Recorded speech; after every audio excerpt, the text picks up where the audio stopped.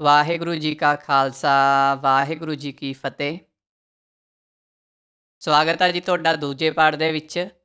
ਜਿਹੜਾ ਸਿੰਘਨਾਦ ਰੇਡੀਓ 'ਤੇ ਇੱਕ ਪ੍ਰੋਗਰਾਮ ਕੀਤਾ ਗਿਆ ਸੀਗਾ, ਉਹਦੇ ਸੰਦਰਭ ਦੇ ਵਿੱਚ ਆਪਾਂ ਇੱਕ ਪਹਿਲਾ ਭਾਗ ਬਣਾਇਆ ਸੀਗਾ ਵੀ ਜਿਹੜੇ ਉਹਨਾਂ ਨੇ ਪੁਆਇੰਟ ਉਠਾਏ ਉਹ ਵੈਲਿਡ ਕਿਉਂ ਨਹੀਂ ਹੈਗੇ, ਜਾਂ ਹੋਰ ਜਿਹੜਾ ਪਰਸਪੈਕਟਿਵ ਆ, ਜਿਹੜੇ ਬੰਦੇ ਦਸਮ ਦੀ ਬਾਣੀ ਨੂੰ ਮੰਨਦੇ ਆ ਉਹਨਾਂ ਦਾ ਕਿਵੇਂ ਦੇਖਣਾ ਵਾ, ਉਹ ਸਾਰਾ ਆਪਾਂ ਉਹਦੇ ਬਾਰੇ ਗੱਲ ਕਰ ਰਹੇ ਸੀਗੇ ਜੀ। ਕੁਛ ਕੁ ਪੁਆਇੰਟ ਜਿਹੜੇ ਸੀਗੇ ਉਹ ਆਪਾਂ ਡਿਸਕਸ ਕਰ ਲਏ ਸੀਗੇ, ਅਤੇ ਅੱਜ ਜਿਹੜਾ ਵਾ ਅੱਜ ਆਪਾਂ ਹੋਰ ਜਿਹੜੇ ਨੁਕਤੇ ਆ ਉਹ ਲੈ ਕੇ ਹਾਜ਼ਰ ਹੋਏ ਆ, ਅਤੇ ਇਹਦੇ ਵਿੱਚ ਜਿੰਨੇ ਵੀ ਬਾਕੀ ਨੁਕਤੇ ਰਹਿੰਦੇ ਆ ਆਪਾਂ ਡਿਸਕਸ ਕਰਾਂਗੇ।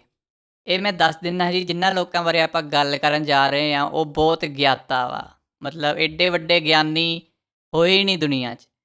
ਇੰਨੇ ਸਾਲ ਹੋ ਗਏ ਦੁਨੀਆ ਬਣੀ ਨੂੰ, ਮਨੁੱਖਾਂ ਨੂੰ ਆਏ ਨੂੰ, ਇਹੋ ਜਿਹਾ ਕੋਈ ਪੈਦਾ ਹੀ ਨਹੀਂ ਹੋਇਆ ਜਿਹੋ ਜਿਹੇ ਹੁਣ ਹੋ ਗਿਆ। ਇੰਨੇ ਗਿਆਨਵਾਨ, ਇੰਨੇ ਸੂਝਵਾਨ ਬੰਦੇ ਤੁਹਾਨੂੰ ਕਿਤੇ ਨਹੀਂ ਮਿਲਣੇ, ਅਤੇ ਇਹਨਾਂ ਦਾ ਜਨਮ ਬਸ ਐਤਕੀ ਹੋਇਆ, ਬਾਅਦ 'ਚ ਜਨਮ ਨਹੀਂ ਹੋਣਾ ਇਹਨਾਂ ਦਾ। ਇੰਨੇ ਇਹ ਗਿਆਤਾ ਲੋਕ ਆ, ਇੰਨੇ ਧਨ ਲੋਕ ਆ। ਇਹ ਲੋਕ ਖੁਦ ਕਿਰਪਾਨਾਂ ਪਾਉਣਗੇ ਪਰ ਤੁਹਾਨੂੰ ਕਹਿਣਗੇ ਕਿਰਪਾਨ ਦੀ ਕੋਈ ਲੋੜ ਨਹੀਂ।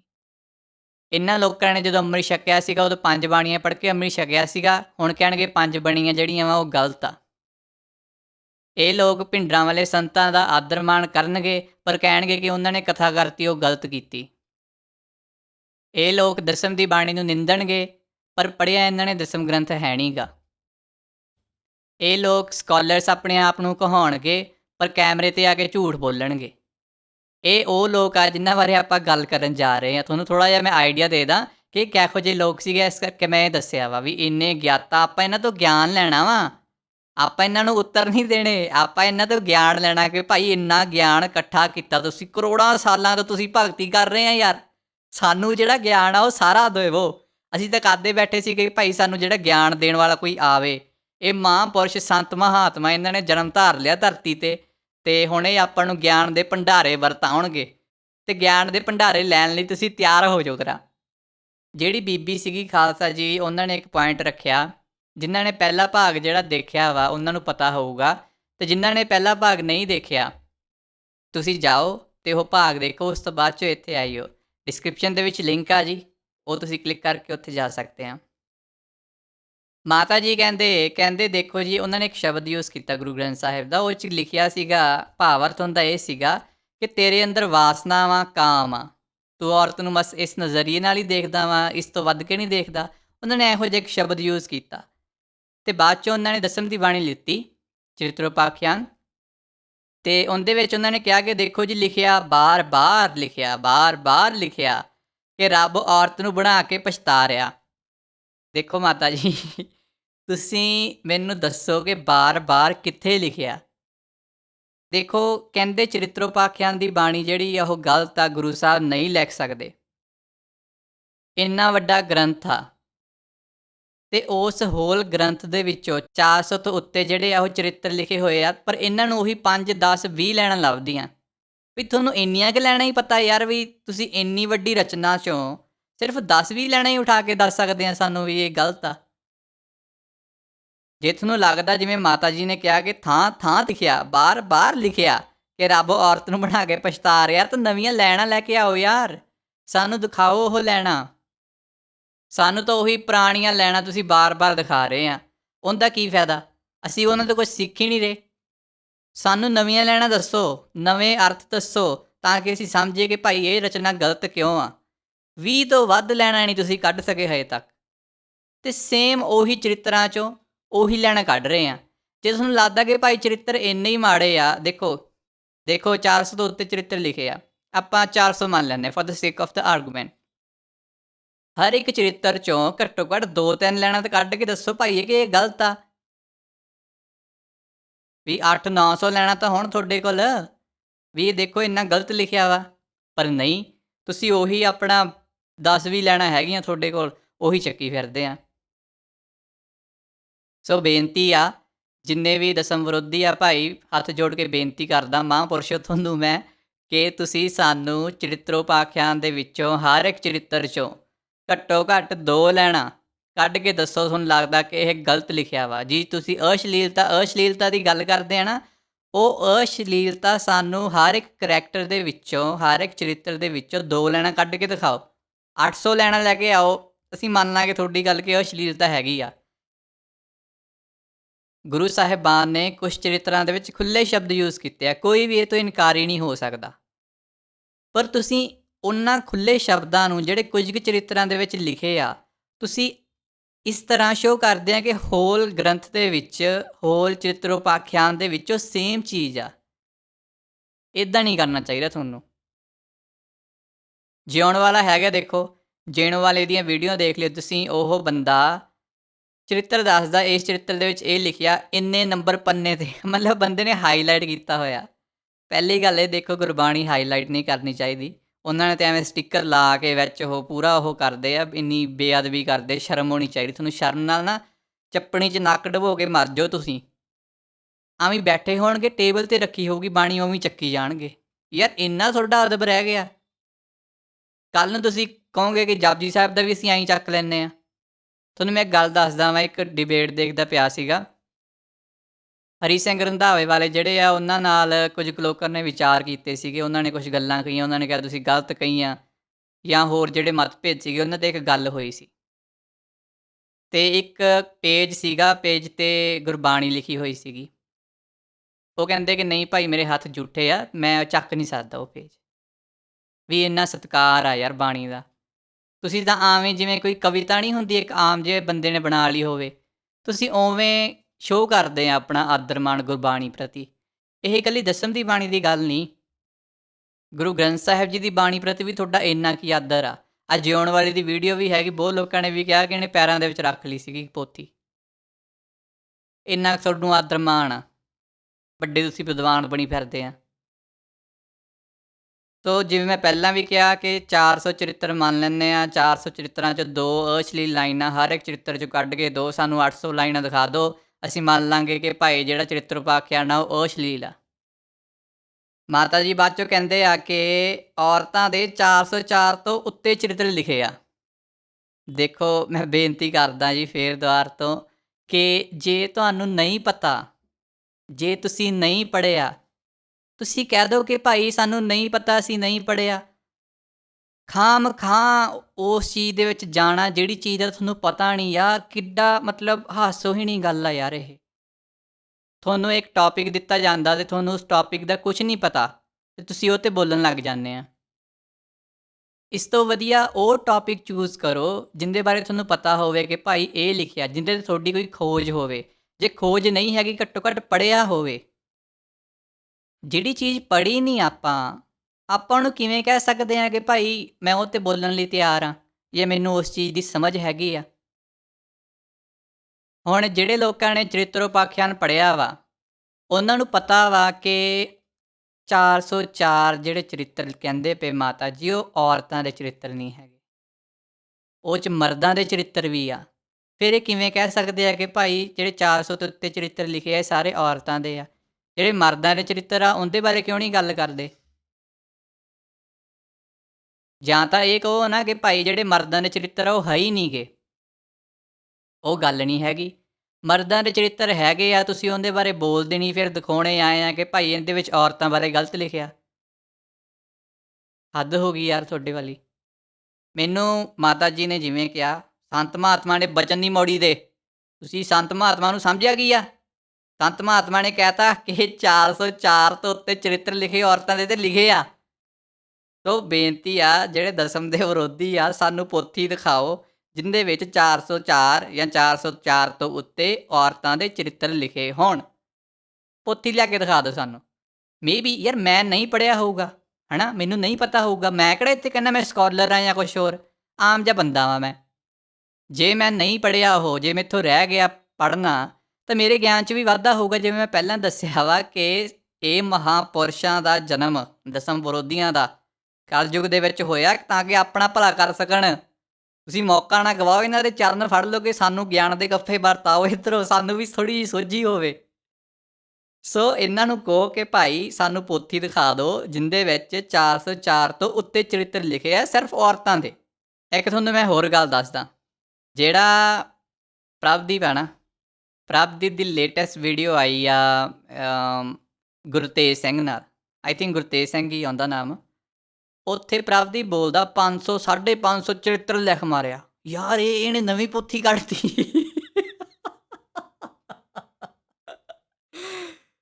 ਦੇਖੋ ਦੇਖੋ ਭਾਈ ਬੇਨਤੀ ਆ, ਮਾਤਾ ਜੀ ਤਾਂ ਕਹਿੰਦੇ ਸੀਗੇ 404 ਤੋਂ ਉੱਤੇ ਜਿਹੜੇ ਆ ਉਹ ਬੀਬੀਆਂ ਦੇ ਚਰਿੱਤਰ ਲਿਖੇ ਆ, ਇੱਥੇ ਭਾਜੀ ਨੇ ਕਹਿਤਾ 500 550 ਚਰਿੱਤਰ ਲਿਖਤਾ। ਉਹ ਕਮਲਿਓ ਤੁਸੀਂ ਕਹਿੰਦੇ 400 ਦੇ ਕਰੀਬ ਚਰਿੱਤਰ ਆ, ਤੁਹਾਡੇ ਕੋਲ ਗਲਤ ਪੋਥੀ ਆ। ਸਹੀ ਪੋਥੀ ਤਾਂ ਇੱਧਰ ਮਹਾਂਪੁਰਸ਼ਾਂ ਕੋਲ ਆ 500 ਚਰਿੱਤਰਾਂ ਵਾਲੀ। ਇਹਨਾਂ ਨੂੰ ਕਹੋ ਕਿ ਮਹਾਰਾਜ ਸਾਨੂੰ ਉਹ ਪੋਥੀ ਦੇ ਦਰਸ਼ਨ ਕਰਾਏ ਜਾਣ। ਕੀ ਪਤਾ ਜਿਹੜੀ ਸੋਧੋ ਕਮੇਟੀ ਬਣੀ ਸੀਗੀ ਉਹਨਾਂ ਕੋਲ ਨਾ ਪਹੁੰਚੀ ਹੋਵੇ ਪੋਥੀ, ਇੱਥੇ ਬ੍ਰਹਮ ਗਿਆਨੀਆਂ ਦੇ ਘਰੇ ਪਈ ਹੋਵੇ ਉਹ ਪੋਥੀ। ਉਹਨਾਂ ਨੂੰ ਕਹੋ ਕਿ ਭਾਈ ਸਾਨੂੰ ਔਨਲਾਈਨ ਹੀ ਦਰਸ਼ਨ ਕਰਾ ਦਿਓ। ਜੇ ਤੁਹਾਡੇ ਤੋਂ ਨਹੀਂ ਜਾਇਆ ਜਾਂਦਾ ਅਲੱਗ-ਅਲੱਗ ਕੰਟਰੀਜ਼ ਦੇ ਵਿੱਚ ਜਾਂ ਅਲੱਗ-ਅਲੱਗ ਸਿਟੀਜ਼ ਦੇ ਵਿੱਚ, ਬ੍ਰਹਮ ਗਿਆਨੀਓ ਸਾਨੂੰ ਔਨਲਾਈਨ ਹੀ ਦਰਸ਼ਨ ਕਰਾ ਦਿਓ 500 ਚਰਿੱਤਰਾਂ ਵਾਲੀ ਪੋਥੀ ਦੇ, ਸਾਡੇ ਗਿਆਨ 'ਚ ਵਾਧਾ ਹੋਵੇ। ਅਸੀਂ ਤਾਂ ਸਮਝੀ ਜਾਂਦੇ ਸੀ 400 ਦੇ ਕਰੀਬ ਆ। ਹੈਂ ਕਮਲੇ ਦੱਸ, ਤੁਹਾਨੂੰ ਕੀ ਪਤਾ? ਇਹ ਮਹਾਂਪੁਰਸ਼ਾਂ ਨੂੰ ਪੁੱਛਿਆ ਕਰੋ ਤੁਸੀਂ ਕਿ ਕਿੰਨੇ ਚਰਿੱਤਰ ਆ। ਬਾਬਾ ਜੀ ਨੇ ਕਹਿਤਾ 500, ਆਪਾਂ ਤਾਂ 500 ਮੰਨਦੇ ਆ ਯਾਰ। ਮਹਾਂਪੁਰਸ਼ਾਂ ਦਾ ਜਨਮ ਹੀ ਇਸ ਧਰਤੀ 'ਤੇ ਤਾਂ ਹੋਇਆ ਵਾ ਦੱਸ ਤਾਂ ਕਿ ਗਿਆਨ ਵਰਤਾ ਸਕਣ। ਤੁਸੀਂ ਗਿਆਨ ਲੈਣ ਨੂੰ ਤਿਆਰ ਨਹੀਂ ਹੈਗੇ। ਬਾਬਾ ਜੀ ਨੂੰ ਆਵੇਂ ਤੁਸੀਂ ਮਾੜਾ ਕਹਿੰਦੇ ਰਹਿੰਦੇ ਆ, ਬਾਬਾ ਜੀ ਦੇ ਤਵਾ ਲਾਉਣੇ ਰਹਿੰਦੇ ਆ। ਦੱਸ ਹੈਂ, ਹੱਦ ਹੋ ਗਈ। ਤੁਹਾਨੂੰ ਸ਼ਰਮ ਹੋਣੀ ਚਾਹੀਦੀ ਆ। ਅਸੀਂ ਬਾਬਾ ਜੀ ਦੇ ਨਾਲ ਖੜੇ ਹਾਂ। ਆਮ ਸੌਰੀ। ਸੋ ਦੇਖੋ, ਜਿਵੇਂ ਮੈਂ ਪਹਿਲਾਂ ਕਿਹਾ ਕਿ ਜੇ ਤੁਸੀਂ ਨਹੀਂ ਪੜ੍ਹਿਆ ਨਾ, ਚੁੱਪ ਕਰਕੇ ਬੈਠੇ ਰਹੋ। ਕਿਸੇ ਨੇ ਨਹੀਂ ਤੁਹਾਨੂੰ ਪੁੱਛਿਆ। ਜੇ ਪੜ੍ਹਿਆ ਵਾ ਤਾਂ ਜਿਹੜੀ ਚੀਜ਼ ਪੜ੍ਹੀ ਆ ਉਹਦੀ ਗੱਲ ਕਰੋ। ਆਹ ਦੇਖੋ ਹੁਣ ਸ਼ਰੇਆਮ ਝੂਠ ਨਹੀਂ, ਮਾਤਾ ਕਹਿੰਦੀ ਕਿ 404 ਤੋਂ ਉੱਤੇ ਔਰਤਾਂ ਦੇ ਚਰਿੱਤਰ ਲਿਖੇ ਆ। ਆ ਬ੍ਰਹਮ ਗਿਆਨੀ ਸੰਤ ਮਹਾਂਪੁਰਸ਼ ਕਹਿੰਦੇ ਕਿ ਨਹੀਂ 500 550 ਚਰਿੱਤਰ ਲਿਖਿਆ। ਹੱਦ ਹੋ ਗਈ ਯਾਰ। ਮੈਂ ਸਿਰਫ 5 ਜਾਂ 10 ਮਿੰਟ ਸੁਣੀ ਹੋਊਗੀ ਹੁੰਦੀ ਉਹ ਵੀਡੀਓ, ਉਸ ਤੋਂ ਵੀ ਘੱਟ ਹੋਊਗੀ। ਜਦੋਂ ਉਹਨੇ ਕਹਿ ਤਾ ਨਾ ਕਿ ਇਹ 5 550 ਚਰਿੱਤਰ ਲਿਖਿਆ, ਮੈਂ ਉੱਥੇ ਹੀ ਬੰਦ ਕਰਤਾ। ਯਾਰ ਤੁਸੀਂ ਸ਼ੁਰੂਆਤ ਦੇ ਵਿੱਚ ਹੀ ਝੂਠ ਬੋਲਿਆ, ਮੇਰਾ ਮਜ਼ਾ ਹੀ ਖਰਾਬ ਹੋ ਗਿਆ ਸੁਣਨ ਦਾ। ਨਾਲੇ ਜਿਹੜੀ ਇਹ ਵੀਡੀਓ ਮੈਂ ਦੇਖੀ ਆ ਨਾ, ਜਿਹ 'ਤੇ ਆਪਾਂ ਹੁਣ ਡਿਸਕਸ਼ਨ ਕਰਦੇ ਪਏ ਆ, ਇਹ 2.25 ਘੰਟੇ ਦੇ ਕਰੀਬ ਦੀ ਵੀਡੀਓ ਆ। ਮੈਂ ਪ੍ਰਭਦੀਪ ਸਿੰਘ ਨੂੰ ਕਹਿਣਾ ਚਾਹੁੰਦਾ ਕਿ ਭਾਈ ਤੂੰ ਮੈਨੂੰ ਮੇਰੇ 2.25 ਘੰਟੇ ਵਾਪਸ ਕਰ। ਤੂੰ ਮੇਰੇ 2.25 ਘੰਟੇ ਬਰਬਾਦ ਕੀਤੇ, ਜਾਂ ਫਿਰ ਜਿਹੜੇ ਪੈਸੇ ਆ ਉਹ ਮੇਰੇ ਅਕਾਊਂਟ 'ਚ ਪਵਾ। ਵੀ ਤੈਨੂੰ ਸ਼ਰਮ ਨਹੀਂ ਆਈ ਸਾਨੂੰ ਝੂਠ ਬੋਲ ਕੇ ਤੂੰ ਇੰਨਾ ਸਾਡਾ ਸਮਾਂ ਖਰਾਬ ਕੀਤਾ? ਜਾਂ ਤਾਂ ਹੋਵੇ ਕੋਈ ਚੰਗੀ ਦਲੀਲ ਨਾਲ ਗੱਲ ਕਰਦਾ। ਠੰਡੀਆਂ ਦਲੀਲਾਂ ਦਿੱਤੀਆਂ ਉਹਦੇ 'ਚ, ਠੰਡੀਆਂ ਦਲੀਲਾਂ। ਗਰਮੀ ਦੇ ਵਿੱਚ ਜੇ ਉਹ ਬੰਦਾ ਸੁਣ ਜੇ ਨਾ, ਬੰਦੇ ਨੂੰ ਠੰਡ ਲੱਗਣ ਲੱਗ ਜਾਂਦੀ, ਇੰਨੀਆਂ ਠੰਡੀਆਂ ਦਲੀਲਾਂ ਤੁਹਾਡੀਆਂ। ਸੋ ਮੈਨੂੰ ਮੇਰੇ 2.25 ਘੰਟੇ ਵਾਪਸ ਕਰ ਦੇ ਚੁੱਪ ਕਰਕੇ। ਜਦੋਂ ਮੈਂ ਮਰਨ ਲੱਗਿਆ ਉੱਥੇ ਕਹਿ ਦੀ ਕਿ ਨਹੀਂ ਭਾਈ 2.25 ਘੰਟੇ ਨੂੰ ਮੈਂ ਹੋਰ ਦਿੱਤੇ, ਇਹ ਕਰਦੇ ਭਰਾ ਬਣ ਕੇ ਮੈਂ ਤੈਨੂੰ ਮਾफ़ ਕਰ ਦੂੰਗਾ ਕਿ ਭਾਈ ਕੋਈ ਨਾ 2.25 ਘੰਟੇ ਖ਼ਰਾਬ ਕੀਤੇ ਨੇ, ਐਡ ਕਰਤੇ ਮੇਰੀ ਜ਼ਿੰਦਗੀ ਦੇ ਵਿੱਚ। ਤੋ ਭਾਈ ਇਹ ਤੂੰ ਕਰ ਕਿਸੇ ਤਰੀਕੇ ਨਾਲ, ਠੀਕ ਹੈ? ਤੇਰਾ ਫਰਜ਼ ਬਣਦਾ ਵਾ ਬਈ ਜਿਨ੍ਹਾਂ ਦੇ ਵੀ ਤੂੰ 2.25 ਘੰਟੇ ਬਰਬਾਦ ਕੀਤੇ, ਉਹਨਾਂ ਨੂੰ ਤੂੰ ਉਹਨਾਂ ਦੇ 2.25 ਘੰਟੇ ਦੇ। ਅੱਗੇ ਚੱਲਦੇ ਹਾਂ ਜੀ। ਕਹਿੰਦੇ ਕਿ ਚਰਿੱਤਰਾਂ ਦੇ ਵਿੱਚ ਮਾਤਾ ਜੀ ਨੇ ਕਿਹਾ, ਮਾਤਾ ਜੀ ਕਹਿੰਦੇ ਕਿ ਚਰਿੱਤਰਾਂ 'ਚ ਗੁਰੂ ਸਾਹਿਬ ਨੇ ਨਹੀਂ ਲਿਖਿਆ ਕਿ ਇਹ ਕੁਝ ਨਹੀਂ ਕਰਨਾ। ਮਤਲਬ ਜੇ ਚਰਿੱਤਰਾਂ ਦੇ ਵਿੱਚ ਲੋਕ ਗਲਤ ਕੰਮ ਕਰਦੇ ਪਏ ਆ ਜਾਂ ਸਹੀ ਕੰਮ ਕਰਦੇ ਪਏ ਆ, ਜਿਹੋ ਜਿਹੇ ਵੀ ਕੰਮ ਕਰਦੇ ਪਏ ਆ, ਗੁਰੂ ਸਾਹਿਬਾਨ ਨੇ ਇਹ ਕਿਤੇ ਨਹੀਂ ਲਿਖਿਆ ਕਿ ਤੁਸੀਂ ਇਹ ਨਹੀਂ ਕਰਨਾ। ਮਾਤਾ ਜੀ ਤੁਹਾਡੇ ਚਰਨਾਂ ਦੇ ਵਿੱਚ ਦੋਨੇ ਹੱਥ ਜੋੜ ਕੇ ਨਿਮਰਤਾ ਸਹਿਤ ਬੇਨਤੀ ਕੀਤੀ ਜਾਂਦੀ ਆ ਕਿ ਜੇ ਤੁਹਾਨੂੰ ਲੱਗਦਾ ਵਾ ਕਿ ਗੁਰੂ ਸਾਹਿਬਾਨ ਨੇ ਨਹੀਂ ਲਿਖਿਆ ਕਿ ਤੁਹਾਨੂੰ ਇਹ ਕੰਮ ਨਹੀਂ ਕਰਨੇ ਚਾਹੀਦੇ, ਤਾਂ ਨਿਮਰਤਾ ਸਹਿਤ ਬੇਨਤੀ ਆ ਸਾਨੂੰ ਇਹ ਲਿਖਿਆ ਦਿਖਾ ਦਿਓ ਜਿੱਥੇ ਗੁਰੂ ਸਾਹਿਬ ਕਹਿੰਦੇ ਆ ਕਿ ਭਾਈ ਇਹ ਕੰਮ ਕਰੋ ਤੁਸੀਂ। ਇਹਦੇ ਲਿਖਿਆ ਗੁਰੂ ਸਾਹਿਬਾਨ ਨੇ। ਚਰਿੱਤਰਾਂ ਬਾਰੇ ਗੱਲ ਕਰਦੇ ਹਾਂ, ਕੁਛ ਕੁ ਗੱਲਾਂ ਮੈਂ ਚਰਿੱਤਰਾਂ ਬਾਰੇ ਕਰਨਾ ਚਾਹੁੰਦਾ ਵਾਂ, ਕਿਉਂਕਿ ਜਿਹੜਾ ਵੀ ਦਸਮ ਵਿਰੋਧੀ ਆ ਉਹ ਹੋਰ ਕਿਸੇ ਦੀ ਗੱਲ ਕਰੇ ਜਾਂ ਨਾ ਕਰੇ, ਪਰ ਚਰਿੱਤਰ ਵਾਖਿਆਂ ਦੀ ਗੱਲ ਜ਼ਰੂਰ ਕਰੂਗਾ। ਮਹਿੰਦਰ ਕੌਰ ਗਿੱਲ ਕਰਕੇ ਇੱਕ ਮਾਤਾ ਜੀ ਆ ਜੀ, ਜਦੋਂ ਮੈਂ ਦਸਮ ਦੀ ਬਾਣੀ ਪੜ੍ਹਦਾ ਹੁੰਦਾ ਸੀ ਨਾ, ਬਹੁਤ ਸਾਲ ਪੁਰਾਣੀ ਗੱਲ ਆ, ਅਤੇ ਉਹਨਾਂ ਦੀ ਜਿਹੜੀ ਵੀਡੀਓ ਆ ਉਹ ਦੇਖਣ ਨੂੰ ਮਿਲੀ ਮੈਨੂੰ। ਉਹ ਕਹਿੰਦੇ ਕਿ ਗੁਰੂ ਗੋਬਿੰਦ ਸਿੰਘ ਜੀ ਨੇ ਔਰਤਾਂ ਨੂੰ ਨਾਇਕ ਬਣਾਤਾ। ਨਾਇਕ ਮਤਲਬ ਕਿ ਜਿਹੜਾ ਮੋਹਰੀ ਹੁੰਦਾ ਵਾ, ਮੇਨ ਕਰੈਕਟਰ ਕਹਿ ਲਓ, ਐਕਟਰ ਕਹਿ ਲਓ, ਕਾਈਂਡ ਆਫ ਥਿੰਗ, ਹੈ ਨਾ। ਹੁਣ ਯੂਜ਼ਲੀ ਲੋਕਾਂ ਦੇ ਮਨਾਂ ਦੇ ਵਿੱਚ ਕੀ ਧਾਰਨਾ ਵਾ ਕਿ ਔਰਤਾਂ ਨੂੰ ਵਿਲੀਫਾਈ ਕੀਤਾ ਹੋਇਆ ਵਾ ਚਰਿੱਤਰੋਪਾਖਿਆਨ ਦੇ ਵਿੱਚ। ਉਹਨਾਂ ਦਾ ਕਿਰਦਾਰ ਜਿਹੜਾ ਵਾ ਉਹ ਛੋਟਾ ਕਰਕੇ ਦਿਖਾਇਆ ਹੋਇਆ ਵਾ, ਜਾਂ ਉਹਨਾਂ ਨੂੰ ਉਨੀ ਇੱਜ਼ਤ ਨਹੀਂ ਦਿੱਤੀ ਗਈ ਜਿੰਨੀ ਬਣਦੀ ਆ। ਇਹੋ ਜਿਹੇ ਜਿਹੜੇ ਥਾਟਸ ਆ ਉਹ ਲੋਕਾਂ ਦੇ ਮਨਾਂ ਵਿੱਚ ਹੈਗੇ ਆ। ਜਦੋਂ ਮੈਂ ਪਹਿਲੀ ਵਾਰੀ ਸੁਣਿਆ ਨਾ ਮਾਤਾ ਜੀ ਦੇ ਮੂੰਹੋਂ, ਮਤਲਬ ਆਹ ਵਾਲੀ ਮਾਤਾ ਨਹੀਂ ਜਿਹੜੀ ਮਹਿੰਦਰ ਕੌਰ ਗਿੱਲ ਮਾਤਾ ਜੀ ਆ, ਮਹਿੰਦਰ ਕੌਰ ਗਿੱਲ ਮਾਤਾ ਜੀ ਦੇ ਮੂੰਹੋਂ ਜਦੋਂ ਮੈਂ ਪਹਿਲੀ ਵਾਰੀ ਸੁਣਿਆ ਇਹ ਕਿ ਮਹਾਰਾਜ ਨੇ ਔਰਤਾਂ ਨੂੰ ਨਾਇਕ ਬਣਾਤਾ, ਮੈਨੂੰ ਸਮਝ ਨਹੀਂ ਲੱਗੀ ਗੱਲ ਉਹ। ਕਿਉਂਕਿ ਮੈਂ ਸ਼ੁਰੂਆਤ ਦੇ ਵਿੱਚ ਨਾ ਜਦੋਂ ਮੈਂ ਪੜ੍ਹਨਾ ਸ਼ੁਰੂ ਕੀਤਾ ਜਾਂ ਇੱਧਰਲੇ ਪਾਸੇ ਆਇਆ ਦਸਮ ਦੀ ਬਾਣੀ ਵਾਲੇ ਪਾਸੇ, ਉਦੋਂ ਜਿਹੜੇ ਦਸਮ ਵਿਰੋਧੀ ਸੀਗੇ ਮੈਂ ਉਹਨਾਂ ਦੀਆਂ ਲਿਖਤਾਂ ਪਹਿਲਾਂ ਪੜ੍ਹੀਆਂ, ਉਹਨਾਂ ਦੀਆਂ ਵੀਡੀਓਜ਼ ਪਹਿਲਾਂ ਦੇਖੀਆਂ। ਮੈਨੂੰ ਨਹੀਂ ਪਤਾ ਕਿਉਂ, ਪਰ ਮਹਾਰਾਜ ਨੇ ਆਈਂ ਦਿਖਾਉਣਾ ਸੀਗਾ, ਵਧੀਆ ਕੀਤਾ ਜਿਵੇਂ ਵੀ ਦਿਖਾਇਆ। ਪਹਿਲਾਂ ਐਂਟੀ ਦਸਮ ਗ੍ਰੰਥ ਲੌਬੀ ਦੀਆਂ ਜਿਹੜੀਆਂ ਗੱਲਾਂ ਸੀ ਮੈਂ ਉਹ ਸੁਣੀਆਂ, ਉਸ ਤੋਂ ਬਾਅਦ 'ਚ ਮੈਨੂੰ ਸਿੰਘ ਮਿਲ ਗਏ, ਉਸ ਤੋਂ ਬਾਅਦ 'ਚ ਮੈਨੂੰ ਸਕਾਲਰਸ ਮਿਲ ਗਏ, ਉਹਨਾਂ ਦੀ ਲਿਖਤਾਂ ਪੜ੍ਹੀਆਂ, ਡਿਬੇਟ ਸੁਣੀਆਂ, ਵਿਚਾਰ ਸੁਣੇ, ਫਿਰ ਸਹੀ ਗੱਲ ਜਿਹੜੀ ਆ ਉਹ ਮੈਨੂੰ ਸਮਝ ਲੱਗੀ। ਮੈਂ ਵੀ ਇਹ ਸੁਣਿਆ ਸੀਗਾ ਕਿ ਚਰਿਤਰੋਪਾਖਿਆਨ ਦੇ ਵਿੱਚ ਔਰਤਾਂ ਬਾਰੇ ਐਂ ਲਿਖਿਆ। ਮੈਂ ਕਿਹੜਾ ਯਾਰ ਪੜ੍ਹਿਆ ਸੀਗਾ, ਜਿਵੇਂ ਕੋਈ ਕਹਿੰਦਾ ਆਪਾਂ ਉਵੇਂ ਮੰਨ ਲੈਂਦੇ ਹਾਂ, ਹੈ ਨਾ। ਮੈਂ ਵੀ ਐਂ ਕੀਤਾ। ਹੁਣ ਮੈਂ ਇਹ ਗੱਲ ਬਹੁਤ ਵਾਰੀ ਕਹੀ ਆ, ਮੈਨੂੰ ਇਹ ਲੱਗਦਾ ਸੀਗਾ ਕਿ ਜਿਹੜੀ ਜਾਪ ਸਾਹਿਬ ਦੀ ਬਾਣੀ ਆ, ਉਹ ਗੁਰੂ ਗ੍ਰੰਥ ਸਾਹਿਬ ਜੀ ਵਿੱਚ ਆ। ਚਰਿਤਰੋਪਾਖਿਆਨ ਜਾਂ ਹੋਰ ਬਾਣੀਆਂ ਉਹ ਤਾਂ ਤੁਸੀਂ ਛੱਡ ਹੀ ਦਿਓ ਨਾ। ਜਾਪ ਸਾਹਿਬ ਵੀ ਮੈਨੂੰ ਲੱਗਦਾ ਸੀ ਕਿ ਗੁਰੂ ਗ੍ਰੰਥ ਸਾਹਿਬ ਜੀ ਦੇ ਵਿੱਚ ਆ, ਕਿਉਂਕਿ ਪੜ੍ਹਿਆ ਨਹੀਂ ਸੀਗਾ, ਬਾਣੀਆਂ ਬਾਰੇ ਪਤਾ ਨਹੀਂ ਸੀ। ਛੋਟੇ ਹੁੰਦਿਆਂ ਨੂੰ ਕੀ ਪਤਾ ਹੁੰਦਾ ਯਾਰ ਆਪਾਂ ਨੂੰ। ਅਤੇ ਹੌਲੀ ਹੌਲੀ ਫਿਰ ਜਿਹੜੀ ਆ ਉਹ ਗੱਲ ਸਮਝ ਲੱਗੀ ਮੈਨੂੰ। ਮੋਹਿੰਦਰ ਕੌਰ ਗਿੱਲ ਮਾਤਾ ਜੀ ਕੀ ਕਹਿੰਦੇ ਕਿ ਔਰਤਾਂ ਦੇ ਰਾਹੀਂ ਜਿਹੜੇ ਮਰਦ ਗਲਤ ਕੰਮ ਕਰਦੇ ਸੀ ਪਰਦੇ ਪਿੱਛੇ, ਆਪਣੇ ਆਪ ਨੂੰ ਸੰਤ ਮਹਾਤਮਾ ਕਹਾਉਂਦੇ ਹੋਣਗੇ, ਆਪਣੇ ਆਪ ਨੂੰ ਵਜ਼ੀਰ ਕਹਾਉਂਦੇ ਹੋਣਗੇ, ਰਾਜੇ ਕਹਾਉਂਦੇ ਹੋਣਗੇ ਵੀ ਅਸੀਂ ਤਾਂ ਬਹੁਤ ਜੀ ਦੁੱਧ ਨਾਲ ਧੋਤੇ ਹੋਏ ਹਾਂ। ਗੁਰੂ ਸਾਹਿਬਾਨ ਨੇ ਔਰਤਾਂ ਰਾਹੀਂ ਉਹਨਾਂ ਮਰਦਾਂ ਦਾ ਚਿਹਰਾ ਨੰਗਾ ਕੀਤਾ। ਇਹ ਗੱਲ ਉਹਨਾਂ ਨੇ ਕਹੀ ਸੀ। ਦੂਜੀ ਗੱਲ ਤੁਹਾਨੂੰ ਮੈਂ ਹੋਰ ਦੱਸ ਦਿੰਦਾ, ਜਿਹੜੇ ਆਪਣੇ ਸਿੰਘ ਸੀਗੇ ਨਾ, ਸਿੰਘਾਂ ਦੀ ਜਿਹੜੀ ਡਿਬੇਟ ਸੀਗੀ ਉਹ ਹੋਈ ਸੀ ਜਿਉਣ ਵਾਲੇ ਨਾਲ। ਕਾਫੀ ਪੁਰਾਣੀ ਗੱਲ ਹੈ ਇਹ ਵੀ। ਉੱਥੇ ਸਿੰਘਾਂ ਨੇ ਇੱਕ ਬਹੁਤ ਹੀ ਵਧੀਆ ਕਾਇੰਡ ਆਫ ਦਲੀਲ ਦਿੱਤੀ। ਕਹਿੰਦੇ ਕਿ ਜਦੋਂ ਅਸੀਂ ਛੋਟੇ ਹੁੰਦੇ ਸੀ ਨਾ, ਅਤੇ ਕਲਾਸ ਦੇ ਵਿੱਚ ਲਾਲਚੀ ਕੁੱਤੇ ਦੀ ਸਟੋਰੀ ਸੁਣਾਈ ਗਈ, ਆਪਾਂ ਸਾਰਿਆਂ ਨੇ ਪੜ੍ਹੀ ਹੋਊਗੀ। ਉਹ ਇੱਕ ਕੁੱਤਾ ਹੁੰਦਾ ਵਾ, ਉਹ ਰੋਟੀ ਮਿਲਦੀ ਉਹਨੂੰ ਜਾਂ ਬੋਟੀ ਮਿਲਦੀ ਹੈ, ਜਿਵੇਂ ਵੀ ਤੁਸੀਂ ਪੜ੍ਹੀ ਹੋਊਗੀ। ਉਹ ਚੱਕ ਲੈਂਦਾ ਵਾ, ਉਸ ਤੋਂ ਬਾਅਦ 'ਚੋਂ ਉਹਨੂੰ ਉਹ ਪਾਣੀ ਦੇ ਵਿੱਚ ਦੇਖਦਾ ਵਾ, ਆਪਣੀ ਪਰਛਾਈ ਦੇਖਦਾ ਵਾ। ਜਦੋਂ ਉਹ ਆਪਣੀ ਪਰਛਾਈ ਦੇਖਦਾ ਵਾ, ਉਹਨੂੰ ਲੱਗਦਾ ਕਿ ਇੱਕ ਹੋਰ ਕੁੱਤਾ ਉਹ ਉਹਦਾ ਲੈਣ ਲਈ ਟੁਕੜਾ ਭੌਂਕਦਾ ਵਾ, ਅਤੇ ਜਿਹੜੀ ਉਹਦੀ ਆਪਦੀ ਮੂੰਹ 'ਚ ਪਾਈ ਹੁੰਦੀ ਬੋਟੀ ਜਾਂ ਰੋਟੀ ਉਹ ਡਿੱਗ ਪੈਂਦੀ ਪਾਣੀ 'ਚ।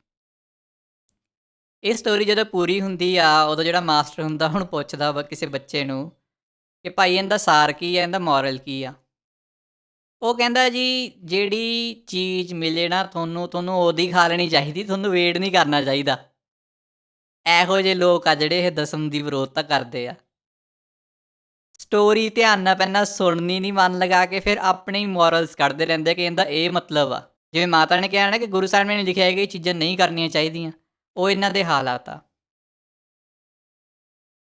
ਸੋ ਜਦੋਂ ਤੁਸੀਂ ਸਟੋਰੀ ਪੜ੍ਹਦੇ ਆ ਨਾ, ਤੁਹਾਨੂੰ ਉਦੋਂ ਪਤਾ ਲੱਗਦਾ। ਹੁਣ ਇੱਕ ਆਪਾਂ ਹੋਰ ਗੱਲ ਕਰ ਲੈਂਦੇ ਹਾਂ, ਜਿਵੇਂ ਥਰਸਟੀ ਕਰੋ ਆ, ਪਿਆਸਾ ਕਾਂ ਕਰਕੇ ਸਟੋਰੀ ਆ। ਆਪਾਂ ਸਾਰਿਆਂ ਨੇ ਉਹ ਸਟੋਰੀ ਸੁਣੀ ਹੋਊਗੀ। ਇੱਕ ਕਾਂ ਹੁੰਦਾ ਵਾ, ਘੜਾ ਹੁੰਦਾ, ਪਾਣੀ ਥੱਲੇ ਹੁੰਦਾ ਵਾ, ਉਹਨੇ ਪਾਣੀ ਪੀਣਾ ਹੁੰਦਾ, ਪਾਣੀ ਪੀ ਨਹੀਂ ਸਕਦਾ, ਉਹ ਫਿਰ ਰੋੜੇ ਚੱਕ ਕੇ ਜਿਹੜਾ ਪਾਣੀ 'ਚ ਪਾਉਣੀ ਸ਼ੁਰੂ ਕਰ ਦਿੰਦਾ। ਉਹਦੇ ਨਾਲ ਕੀ ਹੁੰਦਾ ਕਿ ਜਿਹੜਾ ਪਾਣੀ ਆ ਉਹ ਉੱਤੇ ਆਉਣਾ ਸ਼ੁਰੂ ਹੋ ਜਾਂਦਾ। ਜਦੋਂ ਪਾਣੀ ਉੱਤੇ ਆਉਂਦਾ ਵਾ ਅਤੇ ਕਾਂ ਜਿਹੜਾ ਵਾ ਉਹ ਪੀ ਕੇ ਫੁਰਰ ਹੋ ਜਾਂਦਾ। ਹੁਣ ਇਹ ਤੋਂ ਸਿੱਖਿਆ ਕੀ ਮਿਲਦੀ ਆ? ਸਿੱਖਿਆ ਤੋਂ ਇਹ ਮਿਲਦੀ ਆ ਕਿ where there is a will there is a way. ਹੁਣ ਜੇ ਕੋਈ ਬੰਦਾ ਕਵੇ ਕਿ ਮੈਂ ਇਹ ਕਹਾਣੀ ਪੜ੍ਹ ਲਈ ਅਤੇ ਮੈਨੂੰ ਸਿੱਖਿਆ ਮਿਲਦੀ ਆ, ਜੇ ਮੈਂ ਜੱਗ 'ਚੋਂ ਪਾਣੀ ਪੀਣਾ ਅਤੇ ਜੱਗ 'ਚ ਪਾਣੀ ਥੋੜ੍ਹਾ, ਮੈਂ ਉਹ 'ਚ ਰੋੜੇ ਪਾਉਣ ਲੱਗ ਜੂੰ, ਤਾਂ ਉਹ ਮੂਰਖ ਆ, ਉਹਨੂੰ ਸਮਝ ਨਹੀਂ ਲੱਗੀ ਸਟੋਰੀ ਦੀ। ਇਹ ਸੇਮ ਜਿਹੜੀ ਚੀਜ਼ ਆ ਉਹ ਇਹਨਾਂ ਲੋਕਾਂ ਨਾਲ ਹੋ ਰਹੀ ਆ ਜਿਹੜੇ ਦਸਮ ਦੇ ਵਿਰੋਧੀ ਆ। ਇਹਨਾਂ ਨੂੰ ਸਮਝ ਨਹੀਂ ਲੱਗਦੀ ਪਈ ਕਿ ਸਟੋਰੀ ਦੇ ਵਿੱਚ ਗੱਲ ਕੀ ਹੋ ਰਹੀ ਆ। ਫਿਰ ਕਹਿੰਦੇ ਕਿ ਭਾਈ ਬੰਤਾ ਸਿੰਘ ਹੋਣੀ, ਬਾਬਾ ਬੰਦਾ ਸਿੰਘ ਹੋਣਾ ਨੇ ਕਥਾ ਕੀਤੀ ਸੀ ਨਾ, ਸੌਕ ਬੰਦਾਂ ਦੀ ਵਚਿੱਤਰ ਨਾਟਕ ਦੀ ਕਥਾ ਕੀਤੀ ਸੀਗੀ ਦਿੱਲੀ ਦੇ ਵਿੱਚ। ਅਤੇ ਕਹਿੰਦੇ ਕਿ ਜਿਹੜੇ ਬਾਬਾ ਬੰਤਾ ਸਿੰਘ ਹੋਣੀ ਆ, ਉਹ ਆਪਣਾ ਜੀਵਨ ਦਸਮ ਦੇ ਅਨੁਸਾਰ ਜੀ ਰਹੇ ਆ, ਚਰਿੱਤਰਾਂ ਦੇ ਅਨੁਸਾਰ। ਉਹ ਤੁਹਾਨੂੰ ਜੇ ਸਮਝ ਹੀ ਨਹੀਂ ਲੱਗੀ ਉਹਨਾਂ ਦੀ, ਤੁਸੀਂ ਕਿਉਂ ਬੋਲਦੇ ਪਏ ਹੋ? ਚਰਿੱਤਰਾਂ ਦੇ ਵਿੱਚ ਇਹ ਥੋੜ੍ਹੀ ਲਿਖਿਆ ਵਾ ਕਿ ਭਾਈ ਤੁਹਾਨੂੰ ਇਹ ਚੀਜ਼ਾਂ ਕਰਨੀਆਂ ਚਾਹੀਦੀਆਂ ਵਾ। ਉਹ ਤਾਂ ਇਹ ਲਿਖਿਆ ਵਾ ਕਿ ਭਾਈ ਇਹ ਚੀਜ਼ਾਂ ਕਰਨ ਦਾ ਇਹ ਨੁਕਸਾਨ ਆ। ਆਪਾਂ ਫਿਰ ਉਹ 'ਤੇ ਜਾਂਦੇ ਹਾਂ, ਮਾਤਾ ਮਹਿੰਦਰ ਕੌਰ ਗਿੱਲ ਕੋਲ ਜਾਂਦੇ ਹਾਂ। ਮਾਤਾ ਮਹਿੰਦਰ ਕੌਰ ਗਿੱਲ ਨੇ ਇੱਕ ਹੋਰ ਐਗਜ਼ਾਮਪਲ ਦਿੱਤੀ ਸੀਗੀ ਉਸ ਦੇ ਵਿੱਚ। ਉਹ ਕਹਿੰਦੇ ਕਿ ਭਾਈ ਦੇਖੋ, ਅਖਬਾਰਾਂ ਦੇ ਵਿੱਚ ਅਲੱਗ-ਅਲੱਗ ਤਰ੍ਹਾਂ ਦੀਆਂ ਖਬਰਾਂ ਆਉਂਦੀਆਂ। ਮੰਨ ਲਓ ਕਿ ਅਖਬਾਰ 'ਚ ਖਬਰ ਆ ਗਈ ਕਿ ਕਿਸੇ ਦਾ ਐਕਸੀਡੈਂਟ ਹੋ ਗਿਆ, ਰੇਲ ਗੱਡੀ ਥੱਲੇ ਆ ਗਿਆ, ਕੁਛ ਇਹੋ ਜਿਹੀ ਉਹਨਾਂ ਨੇ ਗੱਲ ਕੀਤੀ ਸੀ, ਐਗਜ਼ੈਕਟਲੀ ਨਹੀਂ ਯਾਦ। ਹੁਣ ਜਦੋਂ ਆਪਾਂ ਉਹ ਖਬਰ ਪੜ੍ਹਦੇ ਹਾਂ ਕਿ ਭਾਈ ਕੋਈ ਰੇਲ ਗੱਡੀ ਥੱਲੇ ਆ ਕੇ ਮਰ ਗਿਆ, ਇਹਦਾ ਮਤਲਬ ਇਹ ਥੋੜ੍ਹੀ ਨਾ ਕਿ ਖਬਰ ਦਾ ਸਾਰ ਅੰਸ਼ ਇਹ ਆ ਕਿ ਭਾਈ ਤੁਸੀਂ ਰੇਲ ਗੱਡੀਆਂ ਥੱਲੇ ਆ ਕੇ ਮਰ ਜਾਓ। ਉਹ ਤਾਂ ਦੱਸਿਆ ਗਿਆ ਕਿ ਭਾਈ ਇਹ ਚੀਜ਼ ਐਂ ਹੋਈ ਆ। ਗਾਂਹ ਨੂੰ ਆਪਾਂ ਕੀ ਕਰਾਂਗੇ? ਗਾਂਹ ਤੋਂ ਆਪਾਂ ਧਿਆਨ ਰੱਖਾਂਗੇ। ਹੁਣ ਕਈ ਵਾਰੀ ਕੀ ਹੁੰਦਾ, ਜਿਹੜੇ ਪੰਜਾਬ 'ਚ ਰਹਿੰਦੇ ਆ ਉਹਨਾਂ ਨੂੰ ਜ਼ਿਆਦਾ ਪਤਾ ਹੋਊਗਾ, ਧੁੰਦਾਂ ਦੇ ਟਾਈਮ 'ਤੇ ਨਾ ਬਹੁਤ ਵਾਰੀ ਰੇਲ ਗੱਡੀਆਂ ਦਾ ਐਕਸੀਡੈਂਟ ਹੋ ਜਾਂਦਾ। ਫਾਟਕ ਜਿਹੜੇ ਆ ਉਹ ਬੰਦ ਕਰਨੇ ਭੁੱਲ ਜਾਂਦੇ ਆ। ਜਦੋਂ ਉਹ ਕ੍ਰਾਸ ਕਰਨ ਲੱਗਦੇ ਆ ਤਾਂ ਫਿਰ ਉਹ ਰੇਲ ਗੱਡੀਆਂ ਨਾਲ ਟਕਰਾ ਜਾਂਦੇ, ਐਕਸੀਡੈਂਟ ਹੋ ਜਾਂਦਾ। ਹੈ ਨਾ? ਇਹ ਚੀਜ਼ਾਂ ਹੁੰਦੀਆਂ, ਰੇਲਵੇ ਦੁਰਘਟਨਾ ਹੋ ਜਾਂਦੀ, ਸੜਕ ਦੁਰਘਟਨਾ ਹੋ ਜਾਂਦੀ ਆ। ਜਦੋਂ ਇਹ ਖਬਰਾਂ ਲੱਗਦੀਆਂ ਇਹਨਾਂ ਦਾ ਮਤਲਬ ਇਹ ਨਹੀਂ ਹੁੰਦਾ ਕਿ ਆਪਾਂ ਇਹ ਕਰਨਾ, ਇਹਨਾਂ ਦਾ ਭਾਵ ਇਹ ਹੁੰਦਾ ਵਾ ਕਿ ਭਾਈ ਐਕਸੀਡੈਂਟ ਜਿਹੜਾ ਵਾ ਉਹ ਹੋ ਸਕਦਾ ਤੇ ਬਚ ਕੇ ਰਹੋ। ਸੋ ਮਾਤਾ ਜੀ, ਜੇ ਤੁਹਾਨੂੰ ਲੱਗਦਾ ਕਿ ਬਾਬਾ ਬੰਤਾ ਸਿੰਘ ਹੋਣਾ ਨੇ ਚਰਿੱਤਰ ਪੜ੍ਹ ਕੇ ਕੋਈ ਕੁਕਰਮ ਕੀਤਾ ਵਾ, ਫਿਰ ਤਾਂ ਤੁਸੀਂ ਗੱਲ ਕਰੋ, ਹੈ ਨਾ? ਕਿਉਂਕਿ ਉਹ ਸੇਧ ਤਾਂ ਇਹੀ ਦਿੱਤੀ ਹੋਈ ਹੈ ਨਾ ਕਿ ਭਾਈ ਇਹ ਚੀਜ਼ਾਂ ਜਿਹੜੀਆਂ ਨਹੀਂ ਕਰਨੀਆਂ ਚਾਹੀਦੀਆਂ। ਹੁਣ ਚਰਿੱਤਰਾਂ ਦੇ ਵਿੱਚ ਇੱਕ ਲਾਈਨ ਵੀ ਆਉਂਦੀ ਆ ਕਿ ਭਾਈ ਨਿਜ ਨਾਰੀ ਨਾਲ ਜਿੰਨਾ ਤੁਸੀਂ ਮਰਜ਼ੀ ਸਨੇਹ ਕਰੋ, ਪਰ ਕਿਸੇ ਹੋਰ ਨਾਲ ਤੁਸੀਂ ਸੁਪਨੇ ਵਿੱਚ ਵੀ ਭੁੱਲ ਕੇ ਨਾ ਜਾਓ ਬਿਸਤਰ 'ਤੇ। ਹੋਲ ਚਰਿੱਤਰੋਪਾਖਿਆਂ ਦਾ ਇਹ ਭਾਵ ਆ। ਜੇ ਹੁਣ ਲਾਲਚੀ ਕੁੱਤੇ ਦੀ ਸਟੋਰੀ ਸੁਣ ਕੇ ਇਹ ਮੋਰਲ ਕੱਢਣੇ ਆ ਕਿ ਭਾਈ ਜਿਹੜਾ ਤੁਹਾਨੂੰ ਬੋਟੀ ਮਿਲ ਗਈ, ਰੋਟੀ ਮਿਲ ਗਈ, ਉਹ ਉਹਦੀ ਖਾ ਲਓ, ਤਾਂ ਫਿਰ ਇਹ 'ਚ ਲਿਖਣ ਵਾਲੇ ਦਾ ਵੀ ਨਹੀਂ ਕੋਈ ਦੋਸ਼ ਅਤੇ ਸੁਣਾਉਣ ਵਾਲੇ ਦਾ ਵੀ ਨਹੀਂ ਕੋਈ ਦੋਸ਼। ਦੋਸ਼ ਆ ਪੜ੍ਹਨ ਵਾਲਿਆਂ ਦਾ, ਜਿਨ੍ਹਾਂ ਨੂੰ ਸਮਝ ਨਹੀਂ ਲੱਗਿਆ। ਮਾਤਾ ਜੀ ਨੇ ਉਸ ਤੋਂ ਬਾਅਦ 'ਚ ਬਹੁਤ ਹੀ ਵਧੀਆ ਗੱਲ ਕਹੀ, ਤੁਹਾਨੂੰ ਸਾਰਿਆਂ ਨੂੰ ਧਿਆਨ ਨਾਲ ਸੁਣਨਾ ਚਾਹੀਦਾ ਇਹ। ਤੁਸੀਂ ਮਿਸ ਕਰ ਜਾਂਦੇ ਆ ਸਿੰਘਨਾਥ ਦੀਆਂ ਗੱਲਾਂ ਕਈ, ਤੁਹਾਨੂੰ ਮਿਸ ਨਹੀਂ ਕਰਨੀਆਂ ਚਾਹੀਦੀਆਂ। ਉੱਥੇ ਬ੍ਰਹਮ ਗਿਆਨ ਵਰਤ ਰਿਹਾ ਵਾ, ਉਹਨੂੰ ਕੀ ਲੱਗਦਾ ਕਿ ਉਹ ਉਵੇਂ ਬੈਠੇ ਉਹ ਮਹਾਂਪੁਰਸ਼ ਆ, ਤੁਸੀਂ ਸਮਝੇ ਨਹੀਂ ਹਜੇ ਤੱਕ ਉਹਨਾਂ ਨੂੰ। ਉਹ ਕਹਿੰਦੇ, ਮਾਤਾ ਜੀ ਕਹਿੰਦੇ ਕਿ ਜੇ ਗੁਰੂ ਗ੍ਰੰਥ ਸਾਹਿਬ ਜੀ ਦੇ ਅਨੁਸਾਰ ਮਰਿਆਦਾ ਬਣਾਉਣੀ ਹੋਵੇ ਨਾ, 2-4 ਵਿਦਵਾਨ 2-4 ਘੰਟਿਆਂ 'ਚ ਬਣਾ ਦੇਣਗੇ।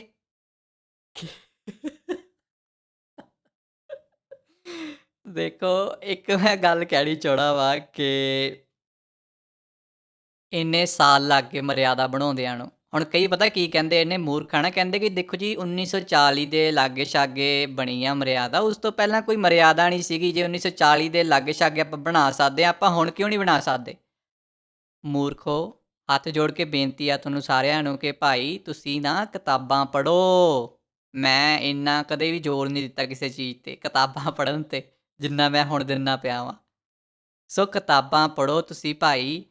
ਪਿਆਰਾ ਸਿੰਘ ਪਦਮ ਹੋਣਾ ਦੀ ਇੱਕ ਕਿਤਾਬ ਆ ਰਹਿਤਨਾਮੇ, ਉਹ 'ਚ ਉਹਨਾਂ ਨੇ ਜਿਹੜੇ ਪੁਰਾਤਨ ਰਹਿਤਨਾਮੇ ਸੀਗੇ ਨਾ, 18ਵੀਂ ਸਦੀ ਦੇ ਵਿੱਚ ਲਿਖੇ ਹੋਏ ਜਾਂ ਹੋਰ, ਉਹ ਉਹਨਾਂ ਨੇ ਉਹਦੇ ਵਿੱਚ ਪਬਲਿਸ਼ ਕਰਾਇਆ, ਉਸ ਨੂੰ ਐਡਿਟ ਕੀਤਾ ਉਹਨਾਂ ਨੇ ਭੂਮਿਕਾ ਦੇ ਵਿੱਚ ਵੀ ਲਿਖਿਆ ਕਿ ਇਹਨਾਂ ਲੋਕਾਂ ਦੇ ਰਹਿਤਨਾਮੇ ਆ, ਇਹ 'ਚ ਲਿਖਿਆ ਹੋ ਸਕਦਾ, ਇਹ ਉਹ 'ਚ ਲਿਖਿਆ ਹੋ ਸਕਦਾ, ਮਤਲਬ ਕਿ ਕਿਹੜੇ ਸੰਨ 'ਚ ਲਿਖਿਆ ਹੋ ਸਕਦਾ। ਉਹ ਕਿਤਾਬ ਪੜ੍ਹੋ ਅਤੇ ਤੁਹਾਨੂੰ ਪਤਾ ਲੱਗੂਗਾ ਕਿ ਮਰਿਆਦਾ ਹੈ ਕੀ। ਵੀ ਤੁਸੀਂ ਇੰਨੇ ਵੇਖੋ ਕਿੱਡੇ ਵੱਡੇ ਮੂਰਖ ਲੋਕ ਆ। 1699 ਈਸਵੀ ਦੇ ਵਿੱਚ ਗੁਰੂ ਸਾਹਿਬਾਨ ਨੇ ਅੰਮ੍ਰਿਤ ਛਕਾਇਆ। 1699 ਤੋਂ ਲੈ ਕੇ 1940 ਦੇ ਲਾਗੇ ਛਾਗੇ ਤੱਕ ਕਿਸੇ ਨੇ ਅੰਮ੍ਰਿਤ ਨਹੀਂ ਛਕਾਇਆ। ਉਹਨਾਂ ਨੂੰ ਪਤਾ ਹੀ ਨਹੀਂ ਸੀ ਕਿ ਅੰਮ੍ਰਿਤ ਕਿਵੇਂ ਛਕਾਉਣਾ ਵਾ। ਫਿਰ ਇਹ ਮੂਰਖ ਲੈ ਕੇ ਆਉਂਦੇ ਆ ਗੱਲਾਂ ਇਤਿਹਾਸਿਕ ਗ੍ਰੰਥਾਂ ਦੀਆਂ।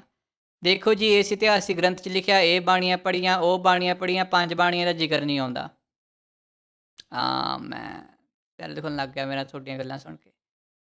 ਸੋ ਜੇ ਤੁਸੀਂ ਕਹਿੰਦੇ ਆ ਨਾ ਕਿ ਅਸੀਂ ਇਤਿਹਾਸਕ ਸਰੋਤਾਂ ਨੂੰ ਲੈ ਕੇ ਦਰਸਾਉਣਾ ਵਾ ਕਿ ਇਹਦੇ ਵਿੱਚ 5 ਬਾਣੀ ਦਾ ਜ਼ਿਕਰ ਨਹੀਂ ਆਇਆ, ਸੋ ਬੇਨਤੀ ਇਹ ਆ ਕਿ ਜੇ ਤੁਸੀਂ ਇਹ ਕਰਨਾ ਚਾਹੁੰਦੇ ਆ ਨਾ, ਤਾਂ ਉਹਨੂੰ ਧਿਆਨ ਨਾਲ ਪੜ੍ਹੋ। ਤੁਹਾਨੂੰ ਦਸਮ ਗ੍ਰੰਥ ਦੀਆਂ ਬਾਣੀਆਂ ਦਾ ਜ਼ਿਕਰ ਮਿਲ ਜੂਗਾ ਉਹਦੇ ਵਿੱਚ। ਤੁਹਾਨੂੰ ਉਹਨਾਂ ਵਿੱਚੋਂ ਦਸਮ ਗੁਰੂ ਗ੍ਰੰਥ ਸਾਹਿਬ ਜੀ ਦੀਆਂ ਪੰਕਤੀਆਂ ਲਈਆਂ ਦਿਖ ਜਾਣਗੀਆਂ। ਰਹੀ ਗੱਲ 5 ਬਾਣੀਆਂ ਦੀ, ਤੁਹਾਨੂੰ ਮੈਂ ਉਹ ਵੀ ਦੱਸ ਦਿੰਦਾ ਵਾ, ਇਹ 'ਚ ਕੋਈ ਡਾਊਟ ਨਹੀਂ। ਦੇਖੋ, ਜਿਹੜੀਆਂ ਕੁਛ ਗੱਲਾਂ ਸੱਚੀਆਂ ਵਾ ਉਹ ਸੱਚੀਆਂ ਵਾ, ਤੁਸੀਂ ਉਹ ਤੋਂ ਮੁਨਕਰ ਨਹੀਂ ਹੋ ਸਕਦੇ। ਐਟਲੀਸਟ ਮੈਂ ਨਹੀਂ ਹੋ ਸਕਦਾ ਯਾਰ। ਮੈਨੂੰ ਜਿਹੜੇ ਦਸਮ ਦੀ ਬਾਣੀ ਨਹੀਂ ਮੰਨਦੇ ਉਹਨਾਂ ਦਾ ਨਹੀਂ ਪਤਾ, ਕਿਉਂਕਿ ਉਹਨਾਂ ਦਾ ਕੋਈ ਦੀਨ ਮਾਨ ਨਹੀਂ, ਕੁਛ ਵੀ ਐਕਸੈਪਟ ਕਰ ਲੈਣਗੇ, ਕੁਛ ਵੀ ਰਿਜੈਕਟ ਕਰ ਲੈਣਗੇ, ਕੋਈ ਪੈਰਾਮੀਟਰ ਨਹੀਂ ਹੈਗਾ ਇਹਨਾਂ ਕੋਲ। ਗੁਰੂ ਗ੍ਰੰਥ ਸਾਹਿਬ ਜੀ ਦੀ ਬਾਣੀ ਦੇ ਪੈਰਾਮੀਟਰ ਵੀ ਨਹੀਂ ਹੈਗੇ, ਕਿਉਂਕਿ ਉਹ ਵੀ ਨਹੀਂ ਪੜ੍ਹੀ। ਅਤੇ ਨਾਲੇ ਫਿਰ ਗੱਲ ਹੀ ਖਤਮ ਹੋ ਜਾਂਦੀ ਜਦੋਂ ਉਹ ਰਾਗਮਾਲਾ ਰਿਜੈਕਟ ਕਰ ਦਿੰਦੇ ਹੈ ਨਾ। ਉਹਦੇ ਬਾਰੇ ਵੀ ਮੈਂ ਆਉਣਾ, 2 ਮਿੰਟ ਰੁਕੋ।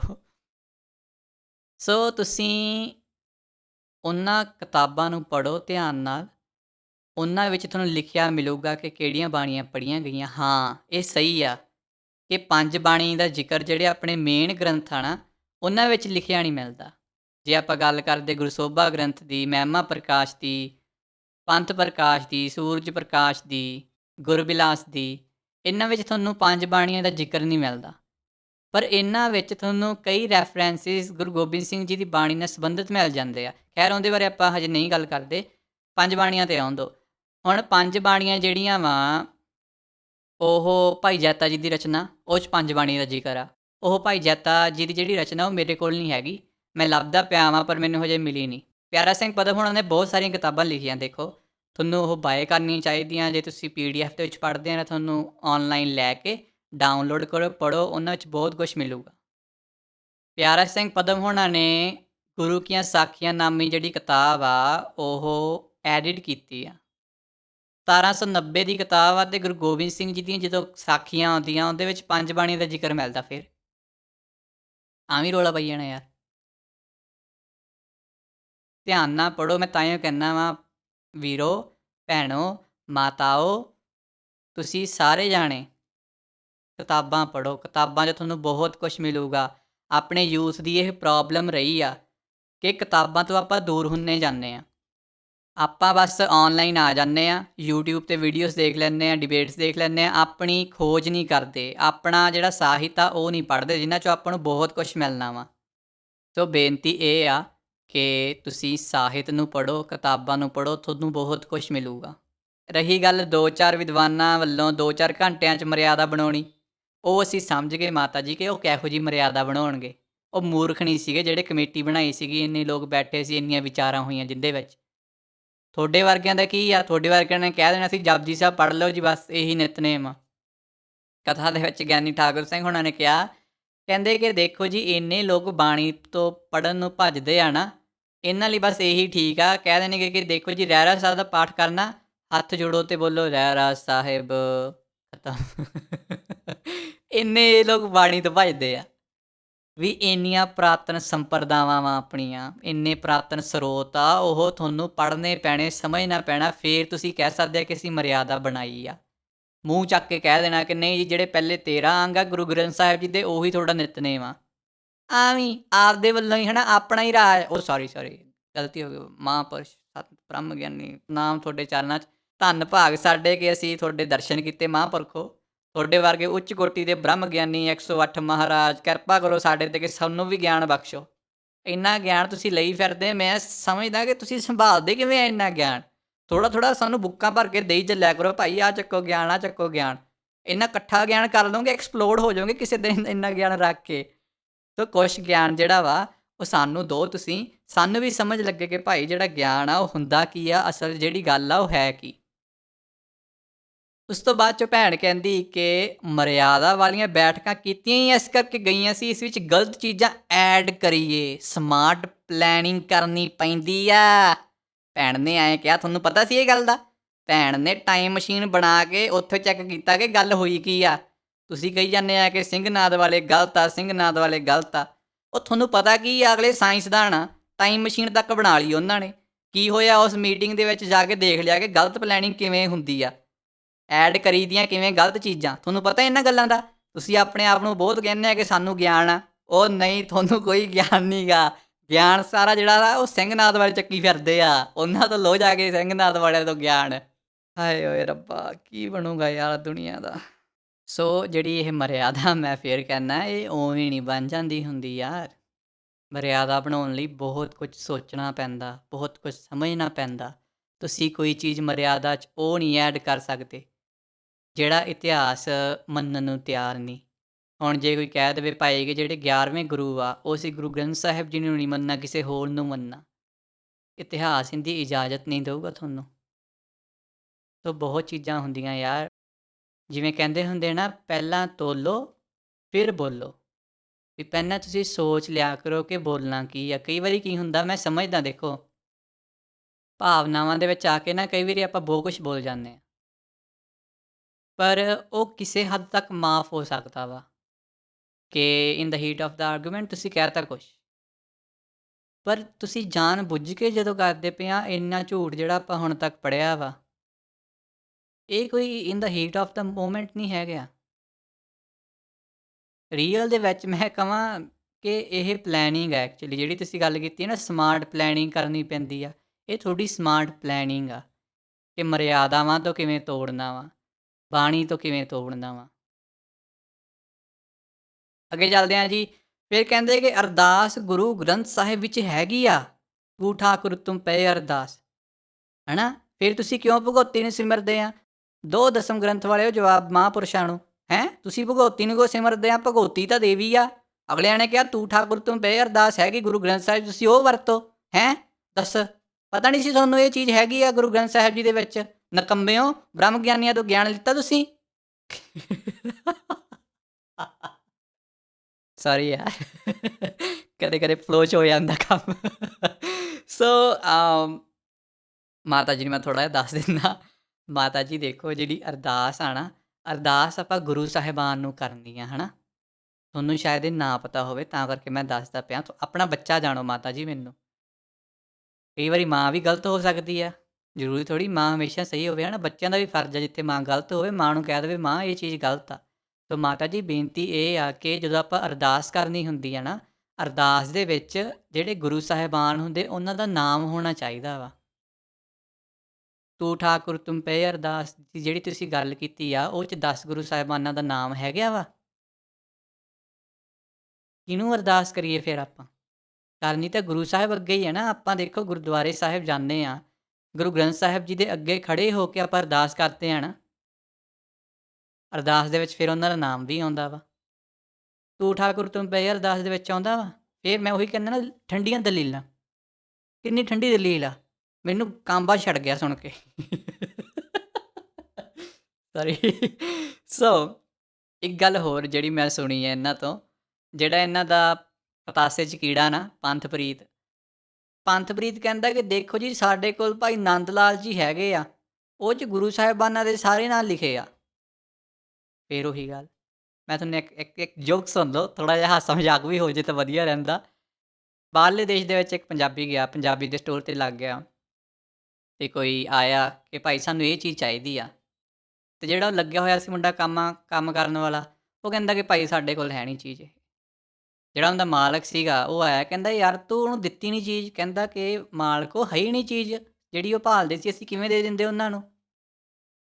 ਉਹ ਕਹਿੰਦਾ ਕਿ ਭਾਈ ਕਿਸੇ ਨੂੰ ਖਾਲੀ ਹੱਥ ਨਹੀਂ ਤੋਰੀਦਾ, ਆਪਣਾ ਬਿਜ਼ਨਸ ਕਿਵੇਂ ਚੱਲੂਗਾ ਜੇ ਤੂੰ ਸਾਰਿਆਂ ਨੂੰ ਖਾਲੀ ਹੱਥ ਹੀ ਤੋਰਨ ਲੱਗ ਗਿਆ? ਉਹਨਾਂ ਨੂੰ ਦੇ ਦਿਆ ਕਰ ਕੁਛ ਨਾ ਕੁਛ, ਜਿਵੇਂ ਦੁਕਾਨਦਾਰ ਵਾਲਿਆਂ ਦਾ ਹਿਸਾਬ ਕਿਤਾਬ ਹੁੰਦਾ, ਸਾਰਿਆਂ ਨੇ ਦੇਖਿਆ ਉਹ ਆਪਾਂ। ਉਹ ਕਹਿੰਦਾ ਠੀਕ ਆ। ਅਗਲੇ ਦਿਨ ਕੋਈ ਆਉਂਦਾ ਵਾ ਅਤੇ ਉਹ ਕਹਿੰਦਾ ਕਿ ਭਾਈ ਮੈਨੂੰ ਟੋਇਲਟ ਪੇਪਰ ਚਾਹੀਦਾ। ਉਹ ਕਹਿੰਦਾ ਕਿ ਭਾਈ ਟੋਇਲਟ ਪੇਪਰ ਤਾਂ ਨਹੀਂ ਹੈਗਾ, ਇਹ ਰੇਗਮਾਰ ਹੈਗਾ, ਰੇਗਮਾਰ ਲੈ ਜਾਓ। ਸੋ ਦਸਮ ਦੇ ਵਿਰੋਧੀਆਂ ਦਾ ਇਹ ਹਾਲ ਆ ਵੀ ਜਿਹੜਾ ਕੁਐਸਚਨ ਪੁੱਛਿਆ ਉਹਦਾ ਉੱਤਰ ਨਹੀਂ ਦੇਣਾ, ਹੋਰ ਹੀ ਕੋਈ ਉੱਤਰ ਦੇਈ ਜਾਣਗੇ।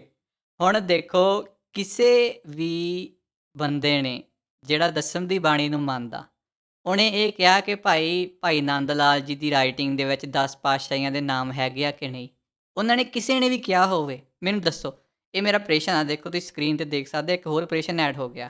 ਕਿਸੇ ਬੰਦੇ ਨੇ ਕਿਹਾ ਕਿ ਭਾਈ ਨੰਦ ਲਾਲ ਜੀ ਦੀ ਬਾਣੀ ਦੇ ਵਿੱਚ 10 ਗੁਰੂ ਸਾਹਿਬਾਨਾਂ ਦੇ ਨਾਮ ਨਹੀਂ ਹੈਗੇ, ਉਸ ਬੰਦੇ ਦਾ ਮੈਨੂੰ ਨਾਂ ਦੱਸੋਗੇ ਭਾਈ ਕਿਹਨੇ ਕਿਹਾ ਵਾ? ਜਿਹੜੀ ਗੱਲ ਕੀਤੀ ਜਾਂਦੀ ਆ ਨਾ, ਉਹ ਇਹ ਗੱਲ ਕੀਤੀ ਜਾਂਦੀ ਹੈ ਕਿ ਭਾਈ ਗੁਰੂ ਗ੍ਰੰਥ ਸਾਹਿਬ ਜੀ ਦੇ ਵਿੱਚ 10 ਗੁਰੂ ਸਾਹਿਬਾਨਾਂ ਦੇ ਨਾਮ ਨਹੀਂ ਹੈਗੇ। ਤੁਸੀਂ ਕਿੱਥੋਂ ਲੈ ਕੇ ਆਓਗੇ ਅਰਦਾਸ? ਇੱਕ ਮੈਂ ਆਡੀਓ ਵੀ ਸੁਣੀ ਸੀਗੀ, ਕਿਸੇ ਨੇ ਆਪਣੇ ਚੈਨਲ 'ਤੇ ਉਹ ਦਿਖਾਈ ਸੀਗੀ, ਮੈਂ ਸੁਣਦਾ ਪਿਆ ਸੀ। ਉਹ 'ਚ ਉਹਨਾਂ ਨੇ ਕਿਹਾ ਪ੍ਰੀਤਮ ਗੁਰੂ ਗ੍ਰੰਥ ਸਾਹਿਬ ਜੀ ਸਿਮਰ ਕੇ, ਸਮਥਿੰਗ ਲਾਈਕ ਦੈਟ, ਇਹੋ ਜਿਹਾ ਕੁਛ ਸੀਗਾ। ਹੁਣ ਦੇਖੋ ਕਿੱਡੇ ਮੂਰਖ ਲੋਕ ਆ ਇਹ। ਪਹਿਲਾਂ ਕਹਿੰਦਾ ਪ੍ਰੀਤਮ ਗੁਰੂ ਗ੍ਰੰਥ ਸਾਹਿਬ ਜੀ ਸਿਮਰ ਕੇ, ਫਿਰ ਬਾਅਦ 'ਚੋਂ ਕਹਿੰਦੇ ਆ ਗੁਰੂ ਨਾਨਕ ਲਿੰਗ 'ਤੇ ਆਏ। ਬੇਵਕੂਫੋ, ਲੈ ਤਾਂ ਲਿੱਤੀਆਂ ਨਾ ਲੈਣਾ ਫਿਰ ਦਸਮ ਤੋਂ ਤੁਸੀਂ, ਭਗਵਤੀ ਦੀ ਥਾਂ 'ਤੇ ਸਿਰਫ ਤੁਸੀਂ ਗੁਰੂ ਗ੍ਰੰਥ ਸਾਹਿਬ ਜੀ ਲਿਖਿਆ ਵਾ। ਵੀ ਇੰਨੇ ਮੂਰਖ ਤੁਸੀਂ ਕਿਉਂ ਆ? ਥੋੜ੍ਹਾ ਜਿਹਾ ਸਾਨੂੰ ਦੱਸੋ।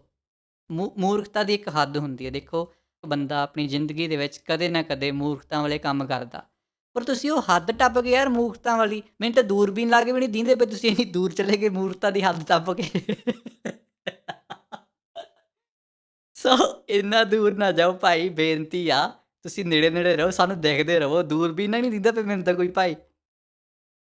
ਐਨੀਵੇਜ਼, ਸੋ ਵੀ ਵਰ ਟਾਕਿੰਗ ਅਬਾਊਟ ਦਿਸ ਕਿ ਗੁਰੂ ਸਾਹਿਬਾਨਾਂ ਦੇ ਨਾਮ ਨਹੀਂ ਹੈਗੇ ਗੁਰੂ ਗ੍ਰੰਥ ਸਾਹਿਬ ਜੀ ਦੇ ਵਿੱਚ, ਸਾਰੇ ਗੁਰੂ ਸਾਹਿਬਾਨਾਂ ਦੇ। ਕੋਈ ਇਹ ਨਹੀਂ ਕਹਿੰਦਾ ਕਿ ਭਾਈ ਨੰਦ ਲਾਲ ਜੀ ਦੀ ਬਾਣੀ ਦੇ ਵਿੱਚ ਨਾਮ ਹੈਗਾ ਕਿ ਨਹੀਂ। ਤੁਸੀਂ ਕੁਐਸਚਨ ਧਿਆਨ ਨਾਲ ਸੁਣਿਆ ਕਰੋ। ਜਿਵੇਂ ਉਹ ਬੱਚਾ ਸੀ ਨਾ, ਉਹ ਸਟੋਰੀ ਨਹੀਂ ਸੁਣਦਾ ਪਿਆ ਸੀ ਧਿਆਨ ਨਾਲ ਲਾਲਚੀ ਕੁੱਤੇ ਦੀ, ਅਤੇ ਉਹਨੇ ਹੋਰ ਹੀ ਮੋਰਲ ਦੱਸਤਾ। ਅਤੇ ਜਿਵੇਂ ਉਹ ਬੰਦਾ ਸੀਗਾ, ਟੋਇਲਟ ਪੇਪਰ ਦੀ ਥਾਂ 'ਤੇ ਉਹ ਸੈਂਡ ਪੇਪਰ ਦੇਣ ਨੂੰ ਤਿਆਰ ਹੋ ਗਿਆ। ਉਹ ਹਾਲ ਇਹਨਾਂ ਲੋਕਾਂ ਦਾ। ਧਿਆਨ ਨਾਲ ਸੁਣ ਲਓ ਸਾਡਾ ਪ੍ਰੇਸ਼ਨ ਕੀ ਆ। ਸਾਡਾ ਪ੍ਰੇਸ਼ਨ ਭਾਈ ਨੰਦ ਲਾਲ ਜੀ ਦੀ ਬਾਣੀ ਨੂੰ ਲੈ ਕੇ ਨਹੀਂ ਹੈਗੇ ਆ, ਸਾਡਾ ਪ੍ਰੇਸ਼ਨ ਭਾਈ ਗੁਰਦਾਸ ਜੀ ਦੀ ਬਾਣੀ ਨੂੰ ਲੈ ਕੇ ਨਹੀਂ ਹੈਗੇ ਆ। ਸਾਡਾ ਪ੍ਰੇਸ਼ਨ ਇਹ ਆ ਕਿ ਭਾਈ ਗੁਰੂ ਗ੍ਰੰਥ ਸਾਹਿਬ ਜੀ ਦੀ ਬਾਣੀ ਦੇ ਵਿੱਚ ਸਾਰੇ ਗੁਰੂਆਂ ਦੇ ਨਾਮ ਨਹੀਂ ਹੈਗੇ। ਤੁਸੀਂ ਇਹ ਵੀ ਦੇਖੋ, ਜਦੋਂ ਆਪਾਂ ਅਰਦਾਸ ਕਰਦੇ ਆ ਨਾ, ਤੇਗ ਬਹਾਦਰ ਸਿਮਰਿਆ ਕਰਨੌ ਨਿਧ ਆਵੈ ਧਾਇ, ਇੱਥੋਂ ਤੱਕ ਜਿਹੜੀ ਅਰਦਾਸ ਆ ਉਹ ਬਾਣੀ ਦੇ ਵਿੱਚੋਂ ਆ। ਇਹਦੇ ਵਿੱਚ ਗੁਰੂ ਗੋਬਿੰਦ ਸਿੰਘ ਜੀ ਦਾ ਨਾਮ ਨਹੀਂ ਹੈਗਾ। ਉਹ ਆਪਾਂ ਐਡ ਕਰਦੇ ਹਾਂ, ਫਿਰ ਜਾ ਕੇ 10 ਗੁਰੂ ਸਾਹਿਬਾਨਾਂ ਦੇ ਨਾਮ ਆਉਂਦੇ ਆ। ਹੁਣ ਜੇ ਕੋਈ ਕਵੇ ਕਿ ਨਹੀਂ ਅਸੀਂ ਆਪਣੇ ਵੱਲੋਂ ਬਣਾ ਲਾਂਗੇ, ਜਿਵੇਂ ਆਪਾਂ ਗੁਰੂ ਗੋਬਿੰਦ ਸਿੰਘ ਜੀ ਦਾ ਨਾਮ ਐਡ ਕੀਤਾ ਵਾ, ਉਵੇਂ ਆਪਾਂ ਆਪਦੇ ਵੱਲੋਂ ਅਰਦਾਸ ਬਣਾ ਲਾਂਗੇ। ਤੁਸੀਂ ਆਪਦੇ ਵੱਲੋਂ ਕਿਵੇਂ ਬਣਾ ਲਓਗੇ? ਪਹਿਲੇ 9 ਗੁਰੂਆਂ ਬਾਰੇ ਤਾਂ ਹੈਗਾ ਹੀ ਆ ਬਚਿੱਤਰ ਨਾਟਕ ਦੇ ਵਿੱਚ ਨਾਮ। 10ਵੇਂ ਗੁਰੂ ਦਾ ਆਪਾਂ ਐਡ ਕਰਦੇ ਹਾਂ। 10ਵੇਂ ਗੁਰੂ ਦਾ ਗੁਰੂ ਗੋਬਿੰਦ ਸਿੰਘ ਜੀ ਐਡ ਨਹੀਂ ਕਰ ਸਕਦੇ ਸੀ। ਕਈ ਲੋਕ ਕਹਿੰਦੇ ਆ ਕਿ ਇਹ ਕਵੀਆਂ ਦੀ ਬਾਣੀ ਆ। ਦੇਖੋ ਜੇ ਕਵੀਆਂ ਦੀ ਬਾਣੀ ਹੁੰਦੀ ਨਾ, ਤਾਂ ਇੱਥੇ ਗੁਰੂ ਗੋਬਿੰਦ ਸਿੰਘ ਜੀ ਦਾ ਨਾਮ ਵੀ ਆਉਂਦਾ। ਤੁਸੀਂ ਕੋਈ ਵੀ ਚੱਕ ਲਓ ਯਾਰ, ਤੁਸੀਂ ਸੈਨਾਪਤੀ ਚੱਕ ਲਓ, ਤੁਸੀਂ ਰਤਨ ਸਿੰਘ ਭੰਗੂ ਚੱਕ ਲਓ, ਤੁਸੀਂ ਗਿਆਨੀ ਗਿਆਨ ਸਿੰਘ ਚੱਕ ਲਓ, ਭਾਈ ਸੰਤੋਖ ਸਿੰਘ ਚੱਕ ਲਓ। ਜਿੰਨੇ ਵੀ ਗ੍ਰੰਥ ਉਹਨਾਂ ਨੇ ਲਿਖੇ ਤੁਸੀਂ ਦੇਖੋਗੇ ਕਿ ਉਹ 'ਚ ਗੁਰੂ ਸਾਹਿਬਾਨਾਂ ਦਾ ਨਾਮ ਲਿਖਦੇ ਆ ਉਹ। ਪਹਿਲੇ ਗੁਰੂ ਤੋਂ ਲੈ ਕੇ 10ਵੇਂ ਗੁਰੂ ਤੱਕ ਲਿਖਣਗੇ, ਫਿਰ ਚੱਲਣਗੇ ਅੱਗੇ। ਪਰ ਇੱਥੇ ਫਿਰ ਕਿਉਂ ਨਹੀਂ ਲਿਖਿਆ ਕਵੀ ਨੇ? ਉਹ ਭੁੱਲ ਗਿਆ ਕਿ 10 ਗੁਰੂ ਸਾਹਿਬਾਨ ਹੋਏ ਆ। ਥੋੜ੍ਹਾ ਜਿਹਾ ਦੇਖੋ, ਉਹ ਨਹੀਂ ਹੁੰਦਾ ਕਿ ਖੋਪੇ ਦਾ ਤੇਲ ਮਿਲਦਾ ਹੋਊਗਾ ਜਿੱਥੇ ਵੀ ਤੁਸੀਂ ਰਹਿੰਦੇ ਆ, ਉਹ ਨਾ ਐਂ ਸਿਰ 'ਤੇ ਲਾ ਕੇ ਝੱਸਿਆ ਕਰੋ। ਤੁਹਾਡੀਆਂ ਜਿਹੜੀਆਂ ਨਸਾਂ ਬੰਦ ਹੋਈਆਂ ਹੋਈਆਂ ਦਿਮਾਗ ਦੀਆਂ ਉਹ ਖੁੱਲ੍ਹ ਜਾਣਗੀਆਂ ਥੋੜ੍ਹੀਆਂ ਜਿਹੀਆਂ, ਠੀਕ ਆ? ਸੋ ਤੁਸੀਂ ਜੇ ਵਿਆਹੇ ਹੋਏ ਆ, ਆਪਣੀ ਘਰਵਾਲੀ ਨੂੰ ਕਹਿ ਦਿਓ ਜਾਂ ਆਪਣੇ ਘਰ ਵਾਲੇ ਨੂੰ ਕਹਿ ਦਿਓ। ਜੇ ਤੁਸੀਂ ਵਿਆਹੇ ਨਹੀਂ ਹੋਏ, ਆਪਣੀ ਮੰਮੀ ਨੂੰ ਕਹਿ ਦਿਓ ਕਿ ਮੇਰਾ ਨਾ ਦਿਮਾਗ ਝੱਸਿਆ ਕਰੋ, ਮੇਰੀਆਂ ਨਸਾਂ ਬੰਦ ਹੋਈਆਂ ਪਈਆਂ ਵਾ, ਸੋਚਣ ਦੀ ਸ਼ਕਤੀ ਨਹੀਂ ਹੈਗੀ ਮੇਰੇ 'ਚ। ਤਾਂ ਘੱਟੋ ਘੱਟ ਉਹਦੇ ਨਾਲ ਤੁਸੀਂ ਜਿਹੜੀਆਂ ਠੰਡੀਆਂ ਦਲੀਲਾਂ ਵਾ ਉਹ ਲਿਆਉਣੀਆਂ ਬੰਦ ਕਰ ਦੋਗੇ। ਦੇਖੋ ਇਹ ਲਾਸਟ ਪੁਆਇੰਟ ਆ। ਇਸ ਤੋਂ ਬਾਅਦ 'ਚੋਂ ਜਿਹੜਾ ਪ੍ਰਭਦੀਪ ਨੇ ਗੱਲਾਂ ਕੀਤੀਆਂ ਉਹ ਕਰਾਂਗੇ, ਜਾਂ ਫਿਰ ਜਿਹੜੇ ਫ਼ੋਨ ਕਾਲਸ ਆਏ ਸੀਗੇ ਉਹਨਾਂ ਬਾਰੇ ਗੱਲ ਕਰਾਂਗੇ। ਮਾਤਾ ਜੀ ਕਹਿੰਦੇ ਕਿ 1960 ਤੱਕ ਇਸ ਨੂੰ ਬਚਿੱਤਰ ਨਾਟਕ ਕਿਹਾ ਜਾਂਦਾ ਸੀ। ਮਾਤਾ ਜੀ ਦੇਖੋ, 1812 ਦੇ ਵਿੱਚ ਜੌਨ ਮਾਲਕਮ ਆਪਣੀ ਬੁੱਕ ਲਿਖਦਾ ਦਾ ਸਕੈਚ ਆਫ ਦ ਸਿੱਖਸ। ਉਹਦੇ ਵਿੱਚ ਉਹ ਕਹਿੰਦਾ ਵਾ 10ਵੇਂ ਪਾਤਸ਼ਾਹ ਗ੍ਰੰਥ। ਹੁਣ ਦੱਸੋ ਮੈਂ 1812 ਦੀ ਗੱਲ ਕਰਦਾ, ਉਹ 'ਚ ਤਾਂ ਬਚਿੱਤਰ ਨਾਟਕ ਉਹ ਕਹਿੰਦਾ ਨਹੀਂ ਉਸ ਗ੍ਰੰਥ ਨੂੰ। ਥੋੜ੍ਹਾ ਜਿਹਾ ਮਾਤਾ ਜੀ ਹੱਥ ਜੋੜ ਕੇ ਬੇਨਤੀ ਆ, ਬੁਰਾ ਨਹੀਂ ਮੰਨਣਾ, ਤੁਸੀਂ ਵੱਡੇ ਆ ਮੇਰੇ ਤੋਂ, ਥੋੜ੍ਹਾ ਜਿਹਾ ਦਿਮਾਗ ਯੂਜ਼ ਕਰ ਲਓ। ਸਾਰੀਆਂ ਠੰਡੀਆਂ ਦਲੀਲਾਂ। ਜੌਨ ਮਾਲਕਮ ਤਾਂ ਕਹਿੰਦਾ 10ਵੇਂ ਪਾਤਸ਼ਾਹ ਦਾ ਗ੍ਰੰਥ। ਇੱਕ ਮੈਂ ਤੁਹਾਨੂੰ ਹੋਰ ਦਿਖਾ ਦਿੰਦਾ, ਇਹ ਪੱਥਰ ਛਾਪੇ ਦੀ ਇੱਕ ਬੀੜ ਆ। ਇਹਦੇ 'ਚ ਦੇਖੋ ਕੀ ਲਿਖਿਆ। ਇਹ ਲਿਖਿਆ ਕਿ 1952 ਸੰਮਤ ਨੂੰ ਛਪਿਆ ਇਹ, ਲਾਹੌਰ ਦੇ ਵਿੱਚ, ਜੋ ਕਿ 1895 ਈਸਵੀ ਆਪਾਂ ਕਹਿ ਸਕਦੇ ਹਾਂ। ਇਹ 'ਚ ਦੇਖੋ ਕੀ ਲਿਖਿਆ, 10ਮ ਪਾਤਸ਼ਾਹੀ ਕਾ ਗੁਰੂ ਗ੍ਰੰਥ ਸਾਹਿਬ। ਤੁਹਾਡੇ ਸਾਹਮਣੇ ਆ। ਕਿਹੜਾ 1960 ਰਹਿ ਗਿਆ? ਹੋਰ ਦੇਖੋ, ਸੋਧਕ ਕਮੇਟੀ ਜਿਹੜੀ ਬਣਦੀ ਆ, ਦੇਖੋ ਇਹ 1954 ਸੰਮਤ ਦੀ ਰਿਪੋਰਟ ਆ ਸੋਧਕ ਕਮੇਟੀ ਦੀ, ਜਿਹੜੀ 1897 ਈਸਵੀ ਬਣਦੀ ਆ। ਹੁਣ 1897 ਈਸਵੀ ਦੇ ਵਿੱਚ ਉਹ ਕੀ ਲਿਖਦੇ ਪਏ ਆ? ਰਿਪੋਰਟ ਸੋਧਕ ਕਮੇਟੀ 10ਮ ਪਾਤਸ਼ਾਹੀ ਸ੍ਰੀ ਗੁਰੂ ਗ੍ਰੰਥ ਸਾਹਿਬ ਜੀ। ਕਿਹੜਾ ਗੱਲਾਂ ਯਾਰ ਤੁਸੀਂ ਪਏ ਮਾਤਾ ਜੀ। ਮੈਂ ਫੇਰ ਕਹਿੰਦਾ ਯਾਰ ਐਟਲੀਸਟ ਕਿਤਾਬਾਂ ਪੜ੍ਹੋ, ਦੇਖ ਤਾਂ ਲਓ ਕਿ ਕੀ ਲਿਖਿਆ ਉਹਦੇ ਵਿੱਚ, ਆਪਦੇ ਵੱਲੋਂ ਗੱਲਾਂ ਨਾ ਬਣਾਓ। ਉਸ ਤੋਂ ਬਾਅਦ 'ਚੋਂ ਪ੍ਰਭਦੀਪ ਆ ਗਿਆ। ਪ੍ਰਭਦੀਪ ਕਹਿੰਦਾ ਕਿ ਦੇਖੋ ਜੀ, ਬੀਬੀ ਸੁਖਵਿੰਦਰ ਕੌਰ ਨੂੰ ਕਿਸੇ ਨੇ ਨਹੀਂ ਸਿਖਾਇਆ, ਆਪਣੇ ਲੈਵਲ 'ਤੇ ਖੋਜ ਕੀਤੀ ਆ। ਉਹ ਬੇਲਿਓ, ਤੁਹਾਨੂੰ ਕੀ ਪਤਾ ਖੋਜ ਕੀ ਹੁੰਦੀ? ਇਹਨਾਂ ਤੋਂ ਸਿੱਖੋ ਖੋਜ ਕੀ ਹੁੰਦੀ ਆ। ਤੁਸੀਂ ਕਹਿੰਦੇ ਆ ਕਿ ਆਹ ਲਿਖਿਆ ਉਹ ਲਿਖਿਆ, ਤੁਸੀਂ ਕਹਿੰਦੇ ਜੀ ਸਾਨੂੰ ਬੀ ਰਸ ਮਿਲਦਾ, ਸਾਨੂੰ ਉਹ ਮਿਲਦਾ। ਇਹੋ ਜਿਹੀ ਖੋਜ ਕੀਤੀ ਹੈ ਤੁਸੀਂ? ਆਪਦੇ ਵੱਲੋਂ ਹੀ ਬੀਰ ਰਸ ਲਈ ਜਾਂਦੇ ਆ ਤੁਸੀਂ। ਇਹੋ ਜਿਹੀਆਂ ਖੋਜਾਂ ਕਰੋ। ਮੈਂ ਸਹਿਮਤ ਹਾਂ ਪ੍ਰਭਦੀਪ ਤੇਰੇ ਨਾਲ ਕਿ ਭਾਈ ਇਹੋ ਜਿਹੀ ਖੋਜ ਬੰਦਾ ਆਪਣੇ ਲੈਵਲ 'ਤੇ ਹੀ ਕਰ ਸਕਦਾ, ਹੋਰ ਕਿਸੇ ਲੈਵਲ 'ਤੇ ਨਹੀਂ ਕਰ ਸਕਦਾ। ਆਪਣੇ ਲੈਵਲ 'ਤੇ ਇਹੋ ਜਿਹੀ ਖੋਜ ਹੁੰਦੀ, ਮੈਂ ਤੇਰੇ ਨਾਲ ਸਹਿਮਤ ਹਾਂ। ਉਸ ਤੋਂ ਬਾਅਦ 'ਚੋਂ ਕਿਸੇ ਦਾ ਫ਼ੋਨ ਆਇਆ, ਉਹਨਾਂ ਨੇ ਇੱਕ ਗੱਲ ਕਹੀ। ਇੰਨੇ ਉਸ ਤੋਂ ਬਾਅਦ 'ਚ ਲੋਕਾਂ ਨੇ ਇਸ ਗੱਲ ਦਾ ਜ਼ਿਕਰ ਕੀਤਾ ਨਾ ਕਿ ਭਾਈ ਸਾਡੀਆਂ ਤਾਂ ਅੱਖਾਂ ਖੋਲ੍ਹਤੀਆਂ। ਜਿਵੇਂ ਮੈਂ ਤੁਹਾਨੂੰ ਕਿਹਾ ਨਹੀਂ, ਇਹ ਬ੍ਰਹਮ ਗਿਆਨ ਪਹਿਲੀ ਵਾਰੀ ਆ ਰਿਹਾ ਇਹ ਦੁਨੀਆ 'ਤੇ, ਤੁਹਾਨੂੰ ਪਤਾ ਹੀ ਨਹੀਂ ਸੀ ਇਸ ਬ੍ਰਹਮ ਗਿਆਨ ਦਾ। ਇਹ ਪ੍ਰਭਦੀਪ ਵੰਡਦਾ ਵਾ ਗੱਫੇ ਸਾਰਿਆਂ ਨੂੰ ਥੋੜ੍ਹੇ ਥੋੜ੍ਹੇ ਗਿਆਨ 'ਤੇ। ਸੋ ਜਿਹੜਾ ਇਹ ਗਿਆਨ ਆ, ਕਿਸੇ ਨੇ ਆਰਗੂਮੈਂਟ ਰੱਖਿਆ, ਕਹਿੰਦਾ ਕਿ 1820 ਦੇ ਲਾਗੇ ਛਾਗੇ ਅੱਧਕ ਆਉਂਦਾ ਵਾ। ਅੱਧਕ ਆਪਾਂ ਜਿਵੇਂ ਯੂਜ਼ ਕਰਦੇ ਨਾ ਪੰਜਾਬੀ ਦੇ ਵਿੱਚ, ਥੋੜ੍ਹਾ ਜਿਹਾ ਦਬਾ ਕੇ ਬੋਲਣ ਲਈ। ਉਹ ਕਹਿੰਦਾ 1820 ਦੇ ਲਾਗੇ ਛਾਗੇ ਆਉਂਦਾ ਵਾ, ਤਾਂ ਫਿਰ ਇਹ ਜਾਪ ਸਾਹਿਬ ਦੇ ਵਿੱਚ ਕਿਵੇਂ ਆ ਗਿਆ? 10ਮ ਦੀ ਬਾਣੀ ਦੇ ਵਿੱਚ ਕਿਵੇਂ ਆ ਗਿਆ? ਇਸ ਤੋਂ ਪਤਾ ਚੱਲਦਾ ਕਿ 1820 ਤੋਂ ਬਾਅਦ ਇਹ ਗ੍ਰੰਥ ਹੋਂਦ ਦੇ ਵਿੱਚ ਆਇਆ। ਅੱਖਾਂ ਖੁੱਲ੍ਹ ਗਈਆਂ ਸਾਰਿਆਂ ਦੀਆਂ। ਉਹ ਐਡੀ ਵੱਡੀ ਖੋਜ, ਮੈਂ ਕਹਿੰਦਾ ਜਿਹੜਾ ਵਿਕਟੋਰੀਆ ਕ੍ਰੋਸ ਆ ਨਾ, ਉਹ ਦਿਵਾਉਣਾ ਚਾਹੀਦਾ ਇਹਨਾਂ ਨੂੰ। ਇਹੋ ਜਿਹੀ ਖੋਜ ਕੀਤੀ ਆ। ਜਿੰਨੀਆਂ ਵੀ ਯੂਨੀਵਰਸਿਟੀਜ਼ ਆ, ਮੈਂ ਉਹਨਾਂ ਨੂੰ ਹੱਥ ਜੋੜ ਕੇ ਬੇਨਤੀ ਕਰਦਾ, ਇਹਨਾਂ ਨੂੰ ਅਵਾਰਡ ਦਿਓ। ਇਹੋ ਜਿਹੀ ਖੋਜ ਕੀਤੀ। ਦੇਖੋ ਨਾਲੇ ਯੂਨੀਵਰਸਿਟੀਆਂ 'ਚ ਨਹੀਂ ਪੜ੍ਹੇ ਅਗਲੇ, ਆਪਦੇ ਲੈਵਲ 'ਤੇ ਖੋਜਾਂ ਕਰਕੇ, ਆਪਦੇ ਲੈਵਲ 'ਤੇ ਪੜ੍ਹ ਕੇ ਦੇਖੋ ਕਿੱਥੇ ਪਹੁੰਚ ਗਏ। ਤੁਸੀਂ ਇਹਨਾਂ ਨੂੰ ਦਿਓ ਇਹਨਾਂ ਦਾ ਬਣਦਾ ਜਿਹੜਾ ਪ੍ਰਾਈਜ਼ ਆ। ਦੇਖੋ ਇਹਨੂੰ ਸਮਝੋ ਥੋੜ੍ਹਾ ਜਿਹਾ। ਮੈਂ ਥੋੜ੍ਹੀ ਜਿਹੀ ਤੁਹਾਨੂੰ ਇੱਕ ਚੀਜ਼ ਦਿਖਾਉਣਾ ਵਾ। ਇਹ ਜਿਹੜੀ ਤੁਸੀਂ ਕਿਤਾਬ ਦੇਖਦੇ ਪਏ ਆ, ਇਹ ਹੈਗੀ ਆ ਪਾਰਚੀ ਪਾਤਸ਼ਾਹੀ 10ਵੀਂ। ਇਹ 1741 ਦੇ ਵਿੱਚ ਲਿਖੀ ਗਈ ਆ, ਤੇ ਇਹ 'ਚ ਦੇਖ ਲਓ ਅੱਧਕ ਲਿਖਿਆ ਵਾ। ਹੋਰ ਦਿਖਾਉਣਾ, ਇਹ ਹੈਗਾ ਗੁਰਸੋਭਾ ਗ੍ਰੰਥ, ਇਹ 1711 ਦੇ ਕਰੀਬ ਲਿਖਿਆ ਗਿਆ, ਇਹ 'ਚ ਵੀ ਅੱਧਕ ਆਈ ਆ। ਆਹ ਵੀ ਗੱਲਾਂ ਹੈ ਨਾ। ਚਲੋ ਮੈਂ ਮੰਨ ਵੀ ਲਿਆ ਜਸਟ ਫॉर ਦ ਸੇਕ ਆਫ ਦ ਆਰਗੂਮੈਂਟ ਕਿ ਓਰੀਜਨਲ ਜਿਹੜੀ ਸਕ੍ਰਿਪਚਰ ਸੀਗੀ, ਉਹਦੇ ਵਿੱਚ ਅੱਧਕ ਨਹੀਂ ਸੀਗਾ। ਜਿਹਨੇ ਕਿਸੇ ਨੇ ਕਾਪੀ ਕੀਤੀ ਹੋਊਗੀ, ਉਹਨੇ ਅੱਧਕ ਲਾਤਾ ਹੋਊਗਾ, ਜਿਵੇਂ ਜਿਵੇਂ ਟਾਈਮ ਦੇ ਵਿੱਚ ਅੱਧਕ ਆਇਆ ਉਹ ਲਾਉਂਦੇ ਗਏ। Just say it for the ਸੇਕ of the argument. Now my question is, ਜਿਵੇਂ ਆਪਾਂ ਪਹਿਲਾਂ ਵੀ ਗੱਲ ਕੀਤੀ ਆ, 1812 ਦੇ ਵਿੱਚ ਜੌਨ ਮਾਲਕਮ ਆਪਣੀ ਕਿਤਾਬ ਲਿਖਦਾ ਦ ਸਕੈਚ ਆਫ ਦ ਸਿੱਖਸ। ਉਹਦੇ ਵਿੱਚ ਉਹ 10ਵੇਂ ਪਾਤਸ਼ਾਹ ਦੇ ਗ੍ਰੰਥ ਦੀ ਗੱਲ ਕਰਦਾ। ਜੇ ਤੁਸੀਂ ਕਹਿੰਦੇ ਆ ਕਿ 1820 ਦੇ ਵਿੱਚ ਇਹ ਗ੍ਰੰਥ ਆਉਂਦਾ ਵਾ, ਤਾਂ 1812 ਦੇ ਵਿੱਚ ਉਹ ਕਿਵੇਂ ਗੱਲ ਕਰ ਗਿਆ ਉਹਦੀ। ਹੋਰ ਸੁਣੋ, ਗੁਰੂ ਸੋਭਾ ਗ੍ਰੰਥ ਜਿਹੜਾ ਨਾ, ਚਾਹੇ ਉਹ ਦਸਮ ਗ੍ਰੰਥ ਦਾ ਹਮਾਇਤੀ ਹੋਵੇ, ਚਾਹੇ ਉਹ ਦਸਮ ਗ੍ਰੰਥ ਦੇ ਖਿਲਾਫ ਹੋਵੇ, ਗੁਰੂ ਸੋਭਾ ਗ੍ਰੰਥ ਇੱਕ ਇਹੋ ਜਿਹੀ ਸਕ੍ਰਿਪਚਰ ਆ ਜਿਹ 'ਚ ਮੈਂ ਨਹੀਂ ਦੇਖਿਆ ਕਿਸੇ ਨੇ ਕੋਈ ਡਾਊਟ ਕੀਤਾ ਹੋਵੇ। ਇਹਦੇ ਵਿੱਚ ਕੁਝ ਕੁ ਰੈਫਰੈਂਸਿਸ ਜਿਹੜੇ ਆ ਉਹ ਗਲਤ ਹੈਗੇ ਆ, ਪਰ ਗੁਰਮਤਿ ਦੇ ਅਕੋਰਡਿੰਗਲੀ ਕੋਈ ਗਲਤ ਗੱਲ ਨਹੀਂ ਲਿਖੀ ਇਹਦੇ 'ਚ। ਇਸ ਗ੍ਰੰਥ ਦੇ ਵਿੱਚ ਗੁਰੂ ਗੋਬਿੰਦ ਸਿੰਘ ਜੀ ਦੀ ਜਿਹੜੀ ਬਾਣੀ ਆ, ਉਹ ਤੋਂ ਲੈ ਕੇ ਪੰਕਤੀਆਂ ਲਿਖੀਆਂ ਗਈਆਂ 1711 ਦੇ ਵਿੱਚ। ਹੁਣ ਕਹੋ ਕੀ ਕਹਿੰਦੇ ਆ। 18ਵੀਂ ਸਦੀ ਦੇ ਵਿੱਚ ਜਿੰਨੇ ਵੀ ਮੈਕਸੀਮਮ ਗ੍ਰੰਥ ਆ ਨਾ, 1820 ਦੇ ਵਿੱਚ ਕਹਿੰਦੇ ਆ ਨਾ ਅੱਧਕ ਆਈ, ਆਪਾਂ ਜੌਨ ਮਾਲਕਮ ਨੂੰ ਵੀ ਭੁੱਲ ਜਾਂਦੇ ਹਾਂ, ਕਹਿੰਦੇ ਅੰਗਰੇਜ਼ਾਂ ਨੇ ਲਿਖਤਾ ਗ੍ਰੰਥ 1812 ਦੇ ਵਿੱਚ, ਆਪਾਂ ਉਹਨੂੰ ਵੀ ਭੁੱਲ ਜਾਂਦੇ ਹਾਂ। ਆਪਾਂ 18ਵੀਂ ਸਦੀ ਦੀ ਗੱਲ ਕਰਦੇ ਹਾਂ। 18ਵੀਂ ਸਦੀ ਦੇ ਵਿੱਚ ਗੁਰੂ ਸੋਭਾ ਗ੍ਰੰਥ ਹੋ ਗਿਆ, ਮਹਿਮਾ ਪ੍ਰਕਾਸ਼ ਹੋ ਗਿਆ, ਗੁਰਬਿਲਾਸ ਹੋ ਗਏ, ਬੰਸਾਵਲੀਨਾਮਾ ਹੋ ਗਿਆ ਦਸਾਂ ਪਾਤਸ਼ਾਹੀਆਂ ਦਾ। ਇਹਨਾਂ ਸਾਰਿਆਂ ਵਿੱਚ ਤੁਹਾਨੂੰ ਕਿਤੇ ਨਾ ਕਿਤੇ ਗੁਰੂ ਗੋਬਿੰਦ ਸਿੰਘ ਜੀ ਦੀ ਬਾਣੀ ਦੇ ਸੰਬੰਧਿਤ ਰੈਫਰੈਂਸਿਸ ਮਿਲਣਗੇ। ਹੋਰ ਛੱਡੋ, ਇੱਕ ਤੁਹਾਨੂੰ ਮੈਂ ਹੋਰ ਚੀਜ਼ ਦਿਖਾਉਣਾ ਘੈਂਟ। ਜਿਹੜੀ ਆਪਾਂ ਕਿਤਾਬ ਦੀ ਗੱਲ ਕੀਤੀ ਸੀ ਨਾ, ਰਹਿਤਨਾਮੇ ਦੀ, ਰਹਿਤਨਾਮਾ ਕਿਤਾਬ ਜਿਹੜੀ ਆ ਉਹ ਪਿਆਰਾ ਸਿੰਘ ਪਦਮ ਵੱਲੋਂ ਐਡਿਟ ਕੀਤੀ ਗਈ ਆ। ਉਹਦੇ ਵਿੱਚ ਭਾਈ ਦੇਸਾ ਸਿੰਘ ਦਾ ਇੱਕ ਰਹਿਤਨਾਮਾ ਮਿਲਦਾ, ਅਤੇ ਪਿਆਰਾ ਸਿੰਘ ਪਦਮ ਦੇ ਅਕੋਰਡਿੰਗਲੀ 1783 ਤੋਂ ਬਾਅਦ ਅਤੇ 18ਵੀਂ ਸਦੀ ਦੇ ਵਿੱਚ ਇਹ ਜਿਹੜਾ ਰਹਿਤਨਾਮਾ ਹੈ ਲਿਖਿਆ ਗਿਆ। ਉਸ ਰਹਿਤਨਾਮੇ ਦੇ ਵਿੱਚ ਦੇਖੋ ਕਿੰਨੀਆਂ ਬਾਣੀਆਂ ਲਿਖੀਆਂ, ਕਿ ਇੰਨੀਆਂ ਬਾਣੀਆਂ ਗੁਰੂ ਸਾਹਿਬ ਨੇ ਉਚਾਰੀਆਂ। ਅਕਾਲ ਉਸਤਤ ਲਾ ਲਓ, ਤੁਸੀਂ ਬਚਿੱਤਰ ਨਾਟਕ ਲਾ ਲਓ, ਚੰਡੀ ਚਰਿੱਤਰ ਲਾ ਲਓ, ਚਰਿੱਤਰੋਪਾਖਿਆਨ ਲਾ ਲਓ। ਕਿਹੜਾ 1820 ਰਹਿ ਗਿਆ ਯਾਰ ਤੁਹਾਡਾ। ਹੋਰ ਸੁਣੋ, ਦਸਮ ਵਿਰੋਧੀ ਜਿਹੜੇ ਆ ਉਹ ਰਾਗਮਾਲਾ ਨੂੰ ਨਹੀਂ ਮੰਨਦੇ ਬਹੁਤ ਸਾਰੇ। ਰਾਗਮਾਲਾ 'ਤੇ ਡਾਕਟਰ ਬਲਬੀਰ ਸਿੰਘ ਹੋਣਾ ਨੇ, ਜਿਹੜੇ ਭਾਈ ਵੀਰ ਸਿੰਘ ਜੀ ਦੇ ਭਰਾ ਸੀਗੇ, ਉਹਨਾਂ ਨੇ ਕਿਤਾਬ ਲਿਖੀ ਆ ਰਾਗਮਾਲਾ ਦਾ ਸਵਾਲ। ਉਹਨਾਂ ਵਿੱਚ ਉਹਨਾਂ ਨੇ ਕਿਹਾ ਕਿ ਦੇਖੋ ਜੀ, ਜਿਹੜਾ ਆਲਮ ਕਵੀ ਆ ਨਾ, ਹੁਣ ਜਿਹੜੇ ਲੋਕ ਆ ਉਹ ਕਹਿੰਦੇ ਦੇਖੋ ਜੀ ਆਲਮ ਕਵੀ ਨੇ ਰਾਗਮਾਲਾ ਲਿਖੀ ਆ, ਅਤੇ ਕਿਸੇ ਨੇ ਬਾਅਦ ਦੇ ਵਿੱਚ ਗੁਰੂ ਗ੍ਰੰਥ ਸਾਹਿਬ ਜੀ ਦੇ ਵਿੱਚ ਉਹ ਚੜ੍ਹਾਤੀ। ਆਲਮ ਕਵੀ ਜਿਹੜਾ ਵਾ ਉਹ ਗੁਰੂ ਗੋਬਿੰਦ ਸਿੰਘ ਜੀ ਦੇ ਸਮੇਂ 'ਤੇ ਹੋਇਆ। ਇਹ ਚੀਜ਼ ਜਿਹੜੀ ਆ ਇਹ ਭਾਈ ਕਾਹਨ ਸਿੰਘ ਨਾਭਾ ਨੇ ਲਿਖੀ ਆ। ਮਤਲਬ ਕਿ ਜਿਹੜੇ 52 ਕਵੀ ਹੋਏ ਆ ਉਹ 'ਚ ਆਲਮ ਵੀ ਹੈਗੇ ਆ।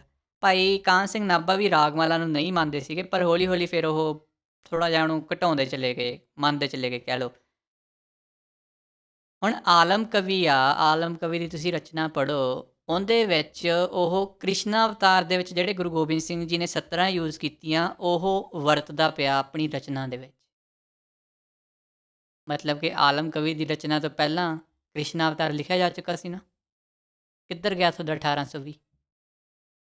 ਕਿੰਨੀਆਂ ਰਚਨਾਵਾਂ ਹੈਗੀਆਂ ਆਪਣੇ ਕੋਲ ਜਿਹਦੇ ਵਿੱਚ ਗੁਰੂ ਸਾਹਿਬਾਨ ਦੀ ਬਾਣੀ ਯੂਜ਼ ਕੀਤੀ ਗਈ ਆ। ਕਿੱਧਰ ਭੱਜੋਗੇ ਯਾਰ ਤੁਸੀਂ। ਮੈਂ ਤਾਂਹੀਓ ਕਹਿੰਦਾ, ਫਿਰ ਮੈਂ ਐਮਫਸਾਈਜ਼ ਕਰਦਾ ਪਿਆ ਵਾਂ ਕਿ ਤੁਸੀਂ ਸਾਹਿਤ ਪੜ੍ਹੋ ਆਪਣਾ, ਤੁਹਾਨੂੰ ਬਹੁਤ ਕੁਛ ਮਿਲ ਜੂਗਾ ਯਾਰ। ਇਹ ਕੀ ਚੱਕੀ ਫਿਰਦੇ ਆ ਕੁਐਸ਼ਨ ਆਪਣੇ, ਰੀਅਲੀ ਇਹ ਕੁਐਸ਼ਨ ਆ ਯਾਰ।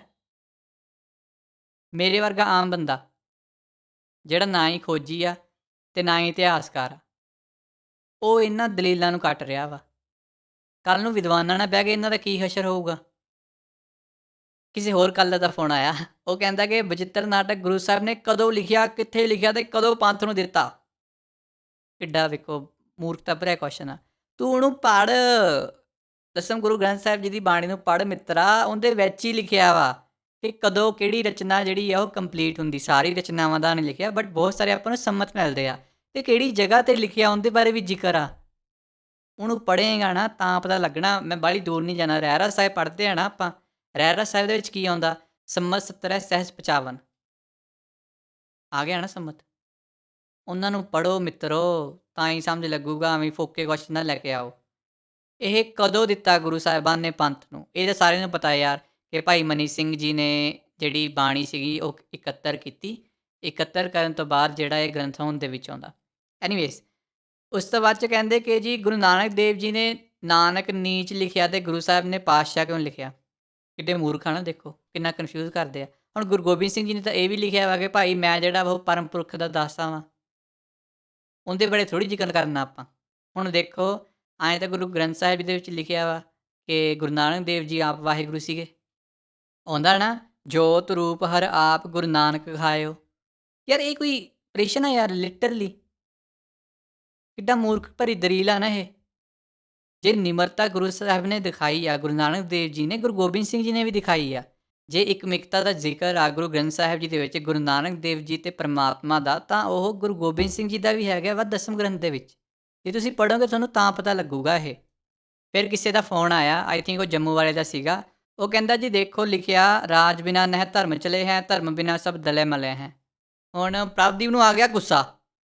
ਉਹ ਕਹਿੰਦਾ ਕਿ ਐਵੇਂ ਹੀ ਚੱਕੀ ਫਿਰਦੇ ਤੁਸੀਂ, ਇਹ ਲਿਖਿਆ ਕਿੱਥੇ ਗੁਰੂ ਗ੍ਰੰਥ ਸਾਹਿਬ ਦੇ ਵਿੱਚ, ਮੈਨੂੰ ਦਿਖਾਓ। ਪੂਰਾ ਜੋਸ਼ 'ਚ ਆ ਗਿਆ, ਬੀਰ ਰਸ ਦੇ ਵਿੱਚ ਆ ਗਿਆ ਪ੍ਰਭਦੀਪ। ਉਹ ਕਹਿੰਦਾ ਕਿ ਕਿੱਥੇ ਲਿਖਿਆ, ਮੈਨੂੰ ਇਹ ਗੱਲ ਦਿਖਾਓ। ਸੋ ਦੇਖੋ ਮੈਂ ਤੁਹਾਨੂੰ ਕੁਛ ਕੁਐਸਚਨ ਪੁੱਛਦਾ। ਮਾਤਾ ਜੀ ਸੀਗੇ ਨਾ ਅਤੇ ਭੈਣ ਜੀ ਸੀਗੇ, ਉਹਨਾਂ ਦੋਨਾਂ ਨੇ ਸਿਰ ਢੱਕਿਆ ਹੋਇਆ ਸੀਗਾ। ਮੇਰਾ ਕੁਐਸਚਨ ਇਹ ਆ ਕਿ ਗੁਰੂ ਗ੍ਰੰਥ ਸਾਹਿਬ ਜੀ ਦੇ ਵਿੱਚ ਕਿੱਥੇ ਲਿਖਿਆ ਗਿਆ ਆਪਾਂ ਨੂੰ ਸਿਰ ਢੱਕ ਕੇ ਰੱਖਣਾ ਚਾਹੀਦਾ? ਪ੍ਰਭਦੀਪ ਸਿੰਘ ਮਹਾਂਪੁਰਖ ਬ੍ਰਹਮ ਗਿਆਨੀ 108, ਤੁਹਾਡੇ ਚਰਨਾਂ 'ਚ ਬੇਨਤੀ ਆ, ਤੁਸੀਂ ਇਹ ਦੱਸੋ ਕਿ ਗੁਰੂ ਗ੍ਰੰਥ ਸਾਹਿਬ ਦੇ ਵਿੱਚ ਕਿੱਥੇ ਲਿਖਿਆ ਗਿਆ ਆਪਣਾ ਸਿਰ ਜਿਹੜਾ ਵਾ ਉਹ ਢੱਕ ਕੇ ਰੱਖੋ। ਉਹ ਜਿਹੜੀ ਦਸਤਾਰ ਸਿਰਾਂ ਵਾਲੀ ਲੈਣ ਆਉਂਦੀ ਹੈ ਨਾ, ਉਹ ਨਾ ਚੂਜ਼ ਕਰ ਲਈ ਮਿੱਤਰਾ, ਉਹ ਕਿਉਂਕਿ ਉਹ ਢੁਕਦੀ ਨਹੀਂ ਗੀ ਇੱਥੇ। ਠੀਕ ਆ, ਦਿਮਾਗ ਨੂੰ ਆਪਣੇ ਨੂੰ ਖੋਲ੍ਹ ਥੋੜ੍ਹਾ, ਤੇਲ ਤੂਲ 'ਚ ਸਾ, ਫਿਰ ਉੱਤਰ ਦੇਈ ਇਸ ਕੁਐਸਚਨ ਦਾ। ਫਿਰ ਤੂੰ ਕਹਿੰਦਾ ਵਾਹਿਗੁਰੂ ਜੀ ਕਾ ਖਾਲਸਾ ਵਾਹਿਗੁਰੂ ਜੀ ਕੀ ਫਤਿਹ। ਇੱਕ ਸੈਕਿੰਡ, ਪਹਿਲਾਂ ਮੈਂ ਥੋੜ੍ਹੀ ਜਿਹੀ ਰਿਕੁਐਸਟ ਕਰਦਾ, ਦੇਖ ਭਾਈ ਤੈਨੂੰ ਇੰਨੀਆਂ ਕਾਲਾਂ ਆਉਂਦੀਆਂ ਵਾ ਹੈ ਨਾ, ਮੈਂ ਬੇਨਤੀ ਕਰਦਾ ਵਾਂ ਕਿ ਤੂੰ ਫਤਿਹ ਪੂਰੀ ਬੁਲਾਇਆ ਕਰ। ਵਾਹਿਗੁਰੂ ਜੀ ਕੀ ਫਤਿਹ ਜੀ, ਫਤਿਹ ਜੀ, ਇਹ ਕੀ ਗੱਲ ਹੋਈ ਯਾਰ? ਜਿੰਨੀਆਂ ਤੈਨੂੰ ਕਾਲਾਂ ਆਉਂਦੀਆਂ, ਚਾਹੇ 10 ਹੋਣ, ਚਾਹੇ 1 ਆਵੇ, ਚਾਹੇ 50 ਆ ਜਾਣ, ਤੂੰ ਵਾਹਿਗੁਰੂ ਜੀ ਕਾ ਖਾਲਸਾ ਵਾਹਿਗੁਰੂ ਜੀ ਕੀ ਫਤਿਹ ਪੂਰੀ ਬੁਲਾਇਆ ਕਰ ਮਿੱਤਰਾ। ਇਹ ਸੁਜੈਸ਼ਨ ਆ, ਹੋਰ ਤਾਂ ਤੂੰ ਸਾਡੀ ਕੋਈ ਗੱਲ ਮੰਨਣੀ ਨਹੀਂ, ਇਹ ਤਾਂ ਮੰਨ ਸਕਦਾ ਨਾ ਕਿ ਫਤਿਹ ਪੂਰੀ ਬੁਲਾਇਆ ਕਰ। ਖੈਰ ਆਪਾਂ ਗੱਲ ਕਰਦੇ ਹਾਂ। ਤੁਸੀਂ ਕਹਿੰਦੇ ਆ ਵਾਹਿਗੁਰੂ ਜੀ ਕਾ ਖਾਲਸਾ ਵਾਹਿਗੁਰੂ ਜੀ ਕੀ ਫਤਿਹ, ਮੈਂ ਕਹਿੰਦਾ ਮਿੱਤਰੋ ਗੁਰੂ ਗ੍ਰੰਥ ਸਾਹਿਬ ਜੀ ਦੇ ਵਿੱਚ ਇਹ ਕਿੱਥੇ ਲਿਖਿਆ, ਮੈਨੂੰ ਦਿਖਾ ਦਿਓ। ਇਹਨਾਂ ਨੇ ਇੱਕ ਕੁਐਸਚਨ ਕੀਤਾ, ਕਾਊਂਟਰ ਕੁਐਸਚਨ ਕਹਿ ਲਓ। ਕਹਿੰਦੇ ਕਿ ਦਸਮ ਦੇ ਵਿੱਚ ਕਿੱਥੇ ਲਿਖਿਆ ਵਾਹਿਗੁਰੂ ਜੀ ਕਾ ਖਾਲਸਾ ਵਾਹਿਗੁਰੂ ਜੀ ਕੀ ਫਤਿਹ? ਦਸਮ ਦੇ ਵਿੱਚ ਸ਼੍ਰੀ ਵਾਹਿਗੁਰੂ ਜੀ ਕੀ ਫਤਿਹ ਆਉਂਦੀ ਹੈ ਹੈ ਨਾ, ਪੂਰੀ ਜਿਹੜੀ ਫਤਿਹ ਆ ਉਹ ਨਹੀਂ ਹੈਗੀ। ਫਿਰ ਇੱਕ ਸਿੰਘ ਨੇ ਕਿਹਾ, ਜਤਿੰਦਰ ਸਿੰਘ ਆਉਂਦਾ ਨਾਮ, ਉਹ ਕਹਿੰਦਾ ਕਿ ਭਾਈ ਅਸੀਂ ਐਂ ਕਰਦੇ ਹਾਂ, ਅੱਧੀ ਫਤਿਹ ਅਸੀਂ ਲੈ ਆਉਣੇ ਆ ਦਸਮ ਦੀ ਬਾਣੀ 'ਚੋਂ, ਅੱਧੀ ਫਤਿਹ ਜਿਹੜੀ ਆ ਤੁਸੀਂ ਉਹ ਗੁਰੂ ਗ੍ਰੰਥ ਸਾਹਿਬ ਜੀ ਦੀ ਬਾਣੀ 'ਚ ਲੈ ਆਓ। ਅਸੀਂ ਤਾਂ ਕਹਿ ਦਾਂਗੇ ਦੇਖੋ ਕਿ ਦਸਮ ਦੀ ਬਾਣੀ ਦੇ ਵਿੱਚ ਵਾਹਿਗੁਰੂ ਜੀ ਕਾ ਖਾਲਸਾ ਵਾਹਿਗੁਰੂ ਜੀ ਕੀ ਫਤਿਹ ਪੂਰੀ ਫਤਿਹ ਨਹੀਂ ਆਉਂਦੀ। ਅਸੀਂ ਕਹਿ ਦਿੰਦੇ ਹਾਂ ਕਿ ਭਾਈ ਇਤਿਹਾਸ ਦੇ ਵਿੱਚ ਲਿਖਿਆ, ਅਸੀਂ ਫਿਰ ਲੈ ਲੈਂਦੇ ਹਾਂ। ਤੁਸੀਂ ਤਾਂ ਇਤਿਹਾਸ ਨੂੰ ਵੀ ਨਹੀਂ ਮੰਨਦੇ ਨਾ। ਮੇਰਾ ਕੁਐਸਚਨ ਇਹ ਹੈ ਕਿ ਤੁਹਾਨੂੰ ਤਾਂ ਅਧਿਕਾਰ ਹੀ ਨਹੀਂ ਹੈਗਾ ਇਹ ਕਹਿਣ ਦਾ ਵਾਹਿਗੁਰੂ ਜੀ ਕਾ ਖਾਲਸਾ ਵਾਹਿਗੁਰੂ ਜੀ ਕੀ ਫਤਿਹ। ਤੁਸੀਂ ਮੂਲ ਮੰਤਰ ਦਾ ਪਾਠ ਕਰਿਆ ਕਰੋ। ਜਦੋਂ ਕਿਸੇ ਦਾ ਕਾਲ ਆਉਂਦਾ ਨਾ, ਤੁਸੀਂ ਕਿਹਾ ਕਰੋ ਇੱਕ ਓੰਕਾਰ ਸਤਿਨਾਮ ਕਰਤਾ ਪੁਰਖ ਨਿਰਭਉ ਨਿਰਵੈਰ ਅਕਾਲ ਮੂਰਤ ਅਜੂਨੀ ਸੈਭੰ ਗੁਰ ਪ੍ਰਸਾਦ। ਅਗਲਾ ਤੁਸੀਂ ਮੰਨਦੇ ਨਹੀਂ, ਚਲੋ ਤੁਸੀਂ ਗੁਰੂ ਪ੍ਰਸਾਦ ਤੱਕ ਹੀ ਕਹਿ ਦਿਆ ਕਰੋ ਯਾਰ। ਜੇ ਤੁਹਾਨੂੰ ਲੱਗਦਾ ਕਿ ਨਹੀਂ ਇਹ ਲੰਬਾ ਹੋ ਜਾਊਗਾ, ਫਿਰ ਕਹਿ ਦਿਆ ਕਰੋ ਇੱਕ ਓੰਕਾਰ, ਉਹ ਵੀ ਕਹਿ ਦਿਆ ਕਰੇ ਇੱਕ ਓੰਕਾਰ, ਇਹ ਤੁਹਾਨੂੰ ਵਧੀਆ ਰਹੂਗਾ। ਤੁਹਾਨੂੰ ਅਧਿਕਾਰ ਨਹੀਂ ਹੈਗਾ ਯਾਰ ਯੂਜ਼ ਕਰਨ ਦਾ ਵਾਹਿਗੁਰੂ ਜੀ ਕਾ ਖਾਲਸਾ ਵਾਹਿਗੁਰੂ ਜੀ ਕੀ ਫਤਿਹ। ਤੁਸੀਂ ਇਤਿਹਾਸ ਨੂੰ ਨਹੀਂ ਮੰਨਣਾ, ਤੁਸੀਂ ਦਸਮ ਦੀ ਬਾਣੀ ਨੂੰ ਨਹੀਂ ਮੰਨਣਾ, ਤੁਸੀਂ ਇਹ ਨਾ ਕਰਿਆ ਕਰੋ। ਫਿਰ ਤੁਸੀਂ ਗੁਰੂ ਗ੍ਰੰਥ ਸਾਹਿਬ ਜੀ ਦਾ ਪ੍ਰਕਾਸ਼ ਕਰਦੇ ਆ, ਤੁਸੀਂ ਵਾਕ ਵੀ ਲੈਂਦੇ ਆ ਹੈ ਨਾ, ਹੁਕਮਨਾਮਾ ਵੀ ਲੈਂਦੇ ਆ। ਇਹ ਕਿੱਥੇ ਲਿਖਿਆ ਕਿ ਗੁਰੂ ਗ੍ਰੰਥ ਸਾਹਿਬ ਜੀ ਦਾ ਜਿਹੜਾ ਵਾਕ ਆ ਉਹ ਤੁਸੀਂ ਲੈਣਾ ਵਾ, ਜਾਂ ਫਿਰ ਤੁਸੀਂ ਗੁਰੂ ਗ੍ਰੰਥ ਸਾਹਿਬ ਜੀ ਦਾ ਪ੍ਰਕਾਸ਼ ਕਰਨਾ ਜਾਂ ਸੁੱਖ ਆਸਣ ਕਰਨਾ? ਗੁਰੂ ਗ੍ਰੰਥ ਸਾਹਿਬ ਜੀ ਦੇ ਵਿੱਚ ਕਿੱਥੇ ਲਿਖਿਆ? ਮਿੱਤਰਾ ਇਤਿਹਾਸ ਨੂੰ ਨਕਾਰ ਦੇਗਾ ਨਾ, ਤੇਰਾ ਕੋਈ ਵਜੂਦ ਨਹੀਂ ਰਹਿਣਾ। ਥੋੜ੍ਹਾ ਜਿਹਾ ਅਕਲ ਤੋਂ ਕੰਮ ਲੈ। ਬਹੁਤ ਸਾਰੀਆਂ ਚੀਜ਼ਾਂ ਆਪਾਂ ਨੂੰ ਇਤਿਹਾਸ 'ਚ ਮਿਲੀਆਂ। ਜਿਵੇਂ ਮੈਂ ਪਹਿਲਾਂ ਆਰਟੀਕਲ ਲਿਖ ਕੇ ਕਿਹਾ ਸੀ, ਕਾਫੀ ਟਾਈਮ ਪਹਿਲਾਂ ਦੀ ਗੱਲ ਆ, ਇਤਿਹਾਸ ਨੂੰ ਇਹਨਾਂ ਨੇ ਨਕਾਰ ਦੇਣਾ, ਫਿਰ ਗੁਰਬਾਣੀ ਦੇ ਕਹਿਣਗੇ ਜੀ ਦੇਖੋ ਇਹ ਚੀਜ਼ਾਂ ਤਾਂ ਲਿਖੀਆਂ ਹੀ ਨਹੀਂ ਗਈਆਂ। ਜਿਵੇਂ ਆਪਾਂ ਕਹਿੰਦੇ ਆ ਨਾ ਆਰਗੂਮੈਂਟ ਲੈ ਕੇ ਆਉਣੇ 7ਵੇਂ ਗੁਰੂ ਦਾ ਜ਼ਿਕਰ ਨਹੀਂ, 8ਵੇਂ ਗੁਰੂ ਦਾ ਜ਼ਿਕਰ ਨਹੀਂ ਗਾ, 9ਵੇਂ ਗੁਰੂ ਦਾ ਨਾਮ ਨਹੀਂ ਹੈਗਾ, ਮਹੱਲਾ 9ਵਾਂ ਆਉਂਦਾ ਪਰ ਨਾਮ ਨਹੀਂ ਆਉਂਦਾ। ਇਹਨਾਂ ਨੇ ਕਹਿਣਾ ਇਹ ਗੁਰੂ ਹੋਏ ਹੀ ਨਹੀਂ ਗੇ। ਬਾਅਦ 'ਚ ਭਾਈ ਨੰਦ ਲਾਲ ਨੇ ਉਂਝ ਹੀ ਲਿਖਤੇ ਉਹ ਨਾਮ। ਇਹੋ ਜਿਹੀਆਂ ਗੱਲਾਂ ਹੋਣੀਆਂ ਜੇ ਤੁਸੀਂ ਗੁਰਬਾਣੀ ਤੋਂ ਇਨਕਾਰੀ ਹੋਗੇ, ਜੇ ਤੁਸੀਂ ਇਤਿਹਾਸ ਤੋਂ ਇਨਕਾਰੀ ਹੋਗੇ ਤਾਂ। ਫਿਰ ਇੱਕ ਮੂਰਖ ਸੀਗਾ, ਸ਼ਾਇਦ ਇਹਨਾਂ ਦਾ ਚਾਚਾ ਸੀਗਾ ਉਹ, ਪੱਕਾ ਨਹੀਂ ਪਤਾ, ਯਾਦ ਨਹੀਂ ਗਾ। ਉਹ ਕਹਿੰਦਾ ਕਿ ਫਤਿਹ ਸ਼ਬਦ ਆਉਂਦਾ ਵਾ ਗੁਰੂ ਗ੍ਰੰਥ ਸਾਹਿਬ ਜੀ ਦੇ ਵਿੱਚ। ਦੇਖੋ ਵੇਖਿਆ ਮੈਂ ਜਿਵੇਂ ਉਹ ਕਿਹਾ ਸੀ ਨਾ ਕਿ ਉਹ ਸੈਂਡ ਪੇਪਰ ਵਾਲੀ ਕਹਾਣੀ ਯਾਦ ਆਉਣਾ, ਰੇਗ ਮਾਰ ਦੇਤਾ, ਉਹ ਗੱਲ ਇੱਥੇ ਫਿਰ। ਸਾਡਾ ਕੁਐਸਚਨ ਇਹ ਆ, ਵਾਹਿਗੁਰੂ ਜੀ ਕਾ ਖਾਲਸਾ ਵਾਹਿਗੁਰੂ ਜੀ ਕੀ ਫਤਿਹ ਕਿੱਥੇ ਆਉਂਦਾ ਵਾ ਗੁਰੂ ਗ੍ਰੰਥ ਸਾਹਿਬ ਜੀ ਦੇ ਵਿੱਚ? ਉਹ ਦੱਸ। ਪ੍ਰਭਦੀਪ ਨੂੰ ਕਿਹਾ ਉਹ ਤੇਰੇ ਸਿਰ 'ਤੇ ਤੇਲ ਝੱਸ ਦੂਗਾ ਅਤੇ ਤੂੰ ਉਹਦੇ ਸਿਰ 'ਤੇ ਤੇਲ ਝੱਸਦੀ। ਥੋੜ੍ਹਾ ਜਿਹਾ ਆਪਣੇ ਨਸਾਂ ਨੁਸਾਂ ਖੋਲ੍ਹੋ ਦਿਮਾਗ ਦੀਆਂ, ਸੋਚਣ ਦੀ ਸ਼ਕਤੀ ਮਿਲੂਗੀ ਤੁਹਾਨੂੰ। ਸੋ ਇਹ ਜਿਹੜੇ ਕੁਐਸਚਨ ਆ ਜੀ ਮੇਰੇ, ਮੈਂ ਲਿਖਤੇ ਆ, ਮੈਨੂੰ ਇਹਦਾ ਉੱਤਰ ਦੇ ਦਿਓ। ਬਹੁਤ ਬਹੁਤ ਧੰਨਵਾਦੀ ਹੋਊਂਗਾ ਮੈਂ ਤੁਹਾਡਾ। ਫਿਰ ਇੱਕ ਕਾਲਰ ਦਾ ਫੋਨ ਆਇਆ, ਕਹਿੰਦਾ ਮਨ ਮੇਰਾ ਬਹੁਤ ਡਾਵਾਂਡੋਲ ਸੀਗਾ। ਬਚਿੱਤਰ ਨਾਟਕ ਵਿੱਚ 400 ਚਰਿੱਤਰ। Oh my god, same lame argument. Bachittar Natak ਦੇ ਵਿੱਚ ਚਰਿੱਤਰ ਨਹੀਂ ਹੈਗੇ, ਉਹ ਚਰਿੱਤਰ ਉਪਾਖਿਆਨ ਗ੍ਰੰਥ ਦੇ ਵਿੱਚ ਸੀਗੇ। ਅਤੇ ਜੇ ਤੁਸੀਂ ਕਹਿਣਾ ਵਾ ਕਿ ਚਰਿੱਤਰ ਲਿਖੇ ਆ, ਤੁਹਾਨੂੰ ਕਹਿਣਾ ਚਾਹੀਦਾ ਵਾ ਕਿ ਦਸਮ ਗ੍ਰੰਥ ਦੇ ਵਿੱਚ ਚਰਿੱਤਰ ਲਿਖੇ ਆ। ਬਚਿੱਤਰ ਨਾਟਕ ਦੇ ਵਿੱਚ ਜੇ ਤੁਸੀਂ ਕਹਿੰਦੇ ਚਰਿੱਤਰ ਲਿਖਿਆ, ਇਹਦਾ ਕੋਈ ਵੀ ਮਤਲਬ ਨਹੀਂ ਬਣਦਾ। ਇਹ ਤਾਂ ਉਹ ਗੱਲ ਹੋ ਗਈ ਜੇ ਆਪਾਂ ਗੁਰੂ ਗ੍ਰੰਥ ਸਾਹਿਬ ਜੀ ਦੀ ਬਾਣੀ ਦੀ ਗੱਲ ਕਰਨੀ ਹੋਵੇ ਕਿ ਭਾਈ ਸੁਖਮਨੀ ਸਾਹਿਬ ਦੇ ਵਿੱਚ ਆਉਂਦਾ ਵਾ ਸੋਚੈ ਸੋਚ ਨਾ ਹੋਵੇ। ਦੋਨੇ ਬਾਣੀਆਂ ਅਲੱਗ ਅਲੱਗ ਆ, ਤੁਸੀਂ ਕਿਵੇਂ ਇਕੱਠੀਆਂ ਕਰ ਰਹੇ ਆ ਉੱਥੇ? ਤੁਸੀਂ ਇਹ ਕਹਿ ਸਕਦੇ ਆ ਕਿ ਜਪਜੀ ਸਾਹਿਬ ਦੇ ਵਿੱਚ ਇਹ ਲਾਈਨ ਆਉਂਦੀ ਹੈ ਜਾਂ ਗੁਰੂ ਗ੍ਰੰਥ ਸਾਹਿਬ ਜੀ ਦੇ ਵਿੱਚ ਇਹ ਲਾਈਨ ਆਉਂਦੀ ਹੈ, ਦੈਟ ਮੇਕਸ ਸੈਂਸ। ਉਵੇਂ ਤੁਸੀਂ ਕਹਿ ਸਕਦੇ ਆ ਕਿ ਚਰਿੱਤਰੋਪਾਖਿਆਨ ਦਾ ਜਿਹੜਾ ਗ੍ਰੰਥ ਸੀਗਾ ਜਾਂ ਬਾਣੀ ਆ, ਉਹਦੇ ਵਿੱਚ ਚਰਿੱਤਰ ਲਿਖੇ ਹੋਏ ਆ, ਜਾਂ ਕਹਿ ਦਿਓ ਕਿ ਦਸਮ ਗ੍ਰੰਥ ਸਾਹਿਬ ਜੀ ਦੇ ਵਿੱਚ ਚਰਿੱਤਰ ਲਿਖੇ ਹੋਏ ਆ। ਬਚਿੱਤਰ ਨਾਟਕ ਚਰਿੱਤਰ ਲਿਖੇ ਆ, ਲੀਵ ਇਟ। ਫਿਰ ਮੂਰਖ ਕਹਿੰਦਾ, ਪਤਾ ਨਹੀਂ ਕਿਹੜਾ ਮੂਰਖ ਸੀ, ਕਾਲਰ ਸੀਗਾ ਕਿ ਪ੍ਰਭਦੀਪ ਸੀਗਾ, ਮੈਨੂੰ ਯਾਦ ਨਹੀਂ ਗਾ, ਕਹਿੰਦਾ ਕਿ ਹਜ਼ਾਰਾਂ ਸਾਲਾਂ ਤੋਂ ਚੰਡੀ ਦੀ ਵਾਰ ਆ, ਪਹਿਲੇ ਲੋਕਾਂ ਦਾ ਭਲਾ ਕਿਉਂ ਨਹੀਂ ਹੋਇਆ? ਦੇਖੋ ਇਹ ਤਾਂ ਉਹੀ ਗੱਲ ਹੋ ਗਈ ਨਾ ਫਿਰ, ਮੂਰਖਤਾ ਭਰੀਆਂ ਗੱਲਾਂ। ਜਿਹੜੀਆਂ ਕਹਾਣੀਆਂ ਸੀਗੀਆਂ ਨਾ ਪਹਿਲਾਂ, ਤੁਸੀਂ ਉਹ ਪੜ੍ਹ ਕੇ ਦੇਖ ਲਓ। ਉਹ ਕਹਾਣੀਆਂ ਪਹਿਲਾਂ ਸੀਗੀਆਂ ਪਰ ਉਹਨੂੰ ਪੜ੍ਹ ਕੇ ਉਹ ਜੋਸ਼ ਨਹੀਂ ਆਉਂਦਾ ਸੀ। ਮਤਲਬ ਜਿਸ ਤਰੀਕੇ ਨਾਲ ਲਿਖੀਆਂ ਗਈਆਂ ਸੀਗੀਆਂ ਨਾ, ਉਸ ਤਰੀਕੇ ਨਾਲ ਜੋਸ਼ ਨਹੀਂ ਪੈਦਾ ਹੁੰਦਾ ਸੀ। ਪਰ ਇਹਦਾ ਮਤਲਬ ਇਹ ਵੀ ਨਹੀਂ ਗਾ ਕਿ ਹੋਰ ਰਚਨਾਵਾਂ ਨਹੀਂ ਹੁੰਦੀਆਂ ਸੀ ਜੋਸ਼ ਪੈਦਾ ਕਰਨ ਵਾਲੀਆਂ, ਨਹੀਂ। ਹੁਣ ਆਪਾਂ ਕਹਿ ਦਿੰਦੇ ਹਾਂ ਕਿ ਦਸਮ ਦੀ ਬਾਣੀ 'ਚੋਂ ਆਪਾਂ ਨੂੰ ਬੀ ਰਸ ਮਿਲਦਾ। ਜਿਹੜਾ ਪਤਾਸੇ 'ਚ ਕੀੜਾ ਵਾ, ਉਹਦੀ ਜਿਹੜੀ ਲੇਟੈਸਟ ਇੰਟਰਵਿਊ ਸੀਗੀ ਉਹ ਮੈਂ ਸੁਣਦਾ ਪਿਆ ਸੀਗਾ। ਉਹ 'ਚੋਂ ਕਹਿੰਦਾ ਕਿ ਭਾਈ ਦੇਖੋ ਗੁਰੂ ਗ੍ਰੰਥ ਸਾਹਿਬ ਜੀ ਦੇ ਵਿੱਚ ਵੀ ਬੀ ਰਸ ਹੈਗਾ। ਉਹਨੇ ਫਿਰ ਕੁਛ ਲਾਈਨਾਂ ਦੱਸੀਆਂ। ਮੈਨੂੰ ਐਂ ਦੱਸ ਫਿਰ ਮੂਰਖਾ, ਜਿਹੜੇ ਮੁਗਲ ਸੀਗੇ, ਅਸ਼ੋਕ ਸੀਗਾ ਜਾਂ ਹੋਰ ਵੀ ਜਿੰਨੇ ਰਾਜੇ ਮਹਾਰਾਜੇ ਸੀ, ਉਹਨਾਂ ਨੂੰ ਬੀ ਰਸ ਕਿਵੇਂ ਮਿਲ ਗਿਆ? ਕਿੰਨਾ ਲੇਮ ਆਰਗੂਮੈਂਟ ਹੈ ਨਾ ਵੈਸੇ, ਇਹ ਮੈਂ ਲੇਮ ਆਰਗੂਮੈਂਟ ਪੁੱਟ ਕਰਦਾ ਵਾਂ। ਉਹਨਾਂ ਨੂੰ ਬੀ ਰਸ ਕਿਵੇਂ ਮਿਲ ਗਿਆ? ਉਹਨਾਂ ਕੋਲ ਤਾਂ ਗੁਰੂ ਗ੍ਰੰਥ ਸਾਹਿਬ ਜੀ ਦੀ ਬਾਣੀ ਨਹੀਂ ਹੈਗੀ ਸੀ, ਉਹ ਫਿਰ ਬੀ ਰਸ ਕਿਵੇਂ ਲੈਂਦੇ ਸੀ? ਦੂਜਾ ਕੁਐਸਚਨ, ਗੁਰੂ ਹਰਗੋਬਿੰਦ ਸਾਹਿਬ ਜੀ ਦੇ ਸਮੇਂ 'ਤੇ ਵਾਰਾਂ ਆਉਂਦੀਆਂ ਵਾ, ਢਾਡੀ ਵਾਰਾਂ ਜਿਹੜੀਆਂ ਉਹ ਸੁਣਾਈਆਂ ਜਾਂਦੀਆਂ ਸੀ। ਮੇਰਾ ਕੁਐਸਚਨ ਇਹ ਆ ਕਿ ਢਾਡੀ ਵਾਰਾਂ 'ਚੋਂ ਕੀ ਸੁਣਾਉਂਦੇ ਸੀ? ਗੁਰੂ ਗ੍ਰੰਥ ਸਾਹਿਬ ਜੀ ਦੀ ਬਾਣੀ ਸੁਣਾਉਂਦੇ ਸੀ ਜਾਂ ਜੰਗ ਯੁੱਧ ਦੇ ਪ੍ਰਸੰਗ ਸੁਣਾਉਂਦੇ ਸੀ? ਅਤੇ ਜੇ ਉਦੋਂ ਸੁਣਾਉਂਦੇ ਸੀ ਬੀ ਰਸ ਲਈ, ਫਿਰ ਗੁਰੂ ਗੋਬਿੰਦ ਸਿੰਘ ਜੀ ਦੇ ਟਾਈਮ 'ਤੇ ਉਹ ਕਿਉਂ ਨਹੀਂ ਲਿਖ ਸਕਦੇ ਬਾਣੀ ਬੀ ਰਸ ਲਈ? ਉਹ ਇੰਨੇ ਸਾਡੇ ਕੋਲ ਉੱਤਰ ਨਹੀਂ ਹੈਗੇ, ਭੱਜ ਜਾ ਇੱਥੋਂ, ਤੂੰ ਟਕਸਾਲੀ ਆ। ਤੁਸੀਂ ਆਪਦੀਆਂ ਭੈਣਾਂ ਨੂੰ ਸੁਣਾਓ ਚਰਿੱਤਰ ਜਾ ਕੇ, ਅਸੀਂ ਨਹੀਂ ਮੰਨਦੇ ਤੁਹਾਡੇ ਗ੍ਰੰਥ ਨੂੰ। ਸੰਤ ਬਾਬੇ ਤਿਆਗੋ, ਸੰਤ ਬਾਬੇ ਤਿਆਗੋ। ਸੰਤ ਬਾਬਿਆਂ ਨੇ ਕਿਸੇ ਦਾ ਭਲਾ ਨਹੀਂ ਕੀਤਾ, ਸੰਤ ਬਾਬੇ ਤਿਆਗੋ। ਅਖੀਰ 'ਤੇ ਇਹਨਾਂ ਕੋਲ ਇਹ ਰਹਿ ਜਾਂਦਾ ਫਿਰ। ਇਹਨਾਂ ਕੁਐਸਚਨਾਂ ਦੇ ਉੱਤਰ ਦੇਈ ਚੱਲੋ ਭਾਈ, ਜਿਹੜਾ ਸਾਡਾ ਗਿਆਨ ਆ, ਸਾਡੇ ਗਿਆਨ ਦੇ ਵਿੱਚ ਵਾਧਾ ਹੁੰਦਾ ਜਾਊਗਾ। ਹੁਣ ਇੱਕ ਗੱਲ ਤੁਹਾਨੂੰ ਮੈਂ ਹੋਰ ਦੱਸਦਾ, ਵੇਦ ਸੀਗੇ ਨਾ, ਵੇਦਾਂ 'ਚ ਬਹੁਤ ਕੁਛ ਲਿਖਿਆ ਵਾ, ਪਰ ਵੇਦਾਂ ਦੇ ਵਿੱਚ ਨਾਮ ਵੀ ਹੈਗਾ ਵਾ। ਜੇ ਵੇਦਾਂ ਦੇ ਵਿੱਚ ਨਾਮ ਵੀ ਸੀਗਾ ਤਾਂ ਲੋਕ ਕਰਮ ਕਾਂਡਾਂ 'ਚ ਕਿਉਂ ਪੈ ਗਏ? ਫਿਰ ਨਾਮ ਕਿਉਂ ਨਹੀਂ ਲਿਖਿਆ ਉਹਨਾਂ ਨੂੰ, ਬਾਕੀ ਕਰਮ ਕਾਂਡ ਕਿਉਂ ਦੇਖ ਕੇ? ਇਹ ਕੋਈ ਆਰਗੂਮੈਂਟ ਆ ਯਾਰ? ਦੱਸ ਵੀ ਕਿਹੋ ਜਿਹੀਆਂ ਗੱਲਾਂ ਲਿਆਈ ਜਾਂਦੇ ਆ ਅਤੇ ਮੈਨੂੰ ਵੀ ਫਿਰ ਇਹੋ ਜਿਹੀਆਂ ਗੱਲਾਂ ਕਰਨੀਆਂ ਪੈਂਦੀਆਂ। ਫਿਰ ਇੱਕ ਬੰਦੇ ਦਾ ਕੁਐਸਚਨ ਆਇਆ, ਬਹੁਤ ਵਧੀਆ ਕੁਐਸਚਨ ਆਇਆ। ਉਹ ਕਹਿੰਦਾ ਕਿ ਭਾਈ ਤੁਸੀਂ ਜਾਪ ਸਾਹਿਬ ਦੀ ਬਾਣੀ ਕਹਿੰਦੇ ਗੁਰੂ ਕੀਰਤਨੀ, ਫਿਰ ਜਿਹੜਾ ਪੰਥ ਪ੍ਰੀਤ ਆ ਪਤਾਸੇ 'ਚ ਕੀੜਾ, ਉਹ ਜਾਪ ਸਾਹਿਬ ਦੀ ਬਾਣੀ ਦੀ ਗੱਲ ਕਰਦਾ। ਵੀ ਇੱਕ ਪਾਸੇ ਤੁਸੀਂ ਕਹਿ ਰਹੇ ਆ ਜਾਪ ਸਾਹਿਬ ਦੀ ਬਾਣੀ ਨਹੀਂ, ਜਿਹਨੂੰ ਸੱਦਦੇ ਪਏ ਉਹ ਜਾਪ ਸਾਹਿਬ ਦੀ ਬਾਣੀ ਦੀ ਗੱਲ ਕਰਦਾ ਪਿਆ। ਐਡੇ ਮੂਰਖ ਆ। ਜਿਵੇਂ ਮੈਂ ਪਹਿਲਾਂ ਸ਼ੁਰੂਆਤ ਦੇ ਵਿੱਚ ਕਿਹਾ ਨਾ, ਖੁਦ ਅੰਮ੍ਰਿਤ ਛਕਿਆ 5 ਬਾਣੀਆਂ ਪੜ੍ਹ ਕੇ, ਤੁਹਾਨੂੰ ਕਹਿਣਗੇ 5 ਬਾਣੀਆਂ ਗਲਤ ਆ। ਖੁਦ ਕਿਰਪਾਨ ਪਾਈ ਆ, ਤੁਹਾਨੂੰ ਕਹਿਣਗੇ ਕਿਰਪਾਨ ਦਾ ਕੋਈ ਫਾਇਦਾ ਨਹੀਂ ਗਾ। ਇਹ ਆ ਇਹਨਾਂ ਦੀ ਮਾਨਸਿਕਤਾ। ਇੱਕ ਪਾਸੇ ਕਹਿਣਗੇ ਕਿ ਗੁਰੂ ਗ੍ਰੰਥ ਸਾਹਿਬ ਜੀ ਦੀ ਬਾਣੀ ਦੀ ਗੱਲ ਕਰਨੀ ਆ, ਫਿਰ ਭਾਈ ਨੰਦ ਲਾਲ ਦੀ ਬਾਣੀ ਲੈ ਕੇ ਆਉਣਗੇ। ਜਿਹਨੂੰ ਕਹਿੰਦੇ ਆ ਨਾ ਕਿ ਹਿਪੋਕ੍ਰਿਟ, ਦੋਗਲੇ ਲੋਕ, ਇਹ ਉਹ ਆ। ਤੁਸੀਂ ਇੱਕ ਥਾਂ ਤੇ ਤਾਂ ਟਿਕ ਜਾਓ। ਜਿਵੇਂ ਹੁਣ ਦਸਮ ਦੀ ਬਾਣੀ ਦੀ ਗੱਲ ਆਉਂਦੀ ਆ, ਇਹ ਅੱਜ ਤੀਕਰ ਟਿਕ ਨਹੀਂ ਪਾਏ।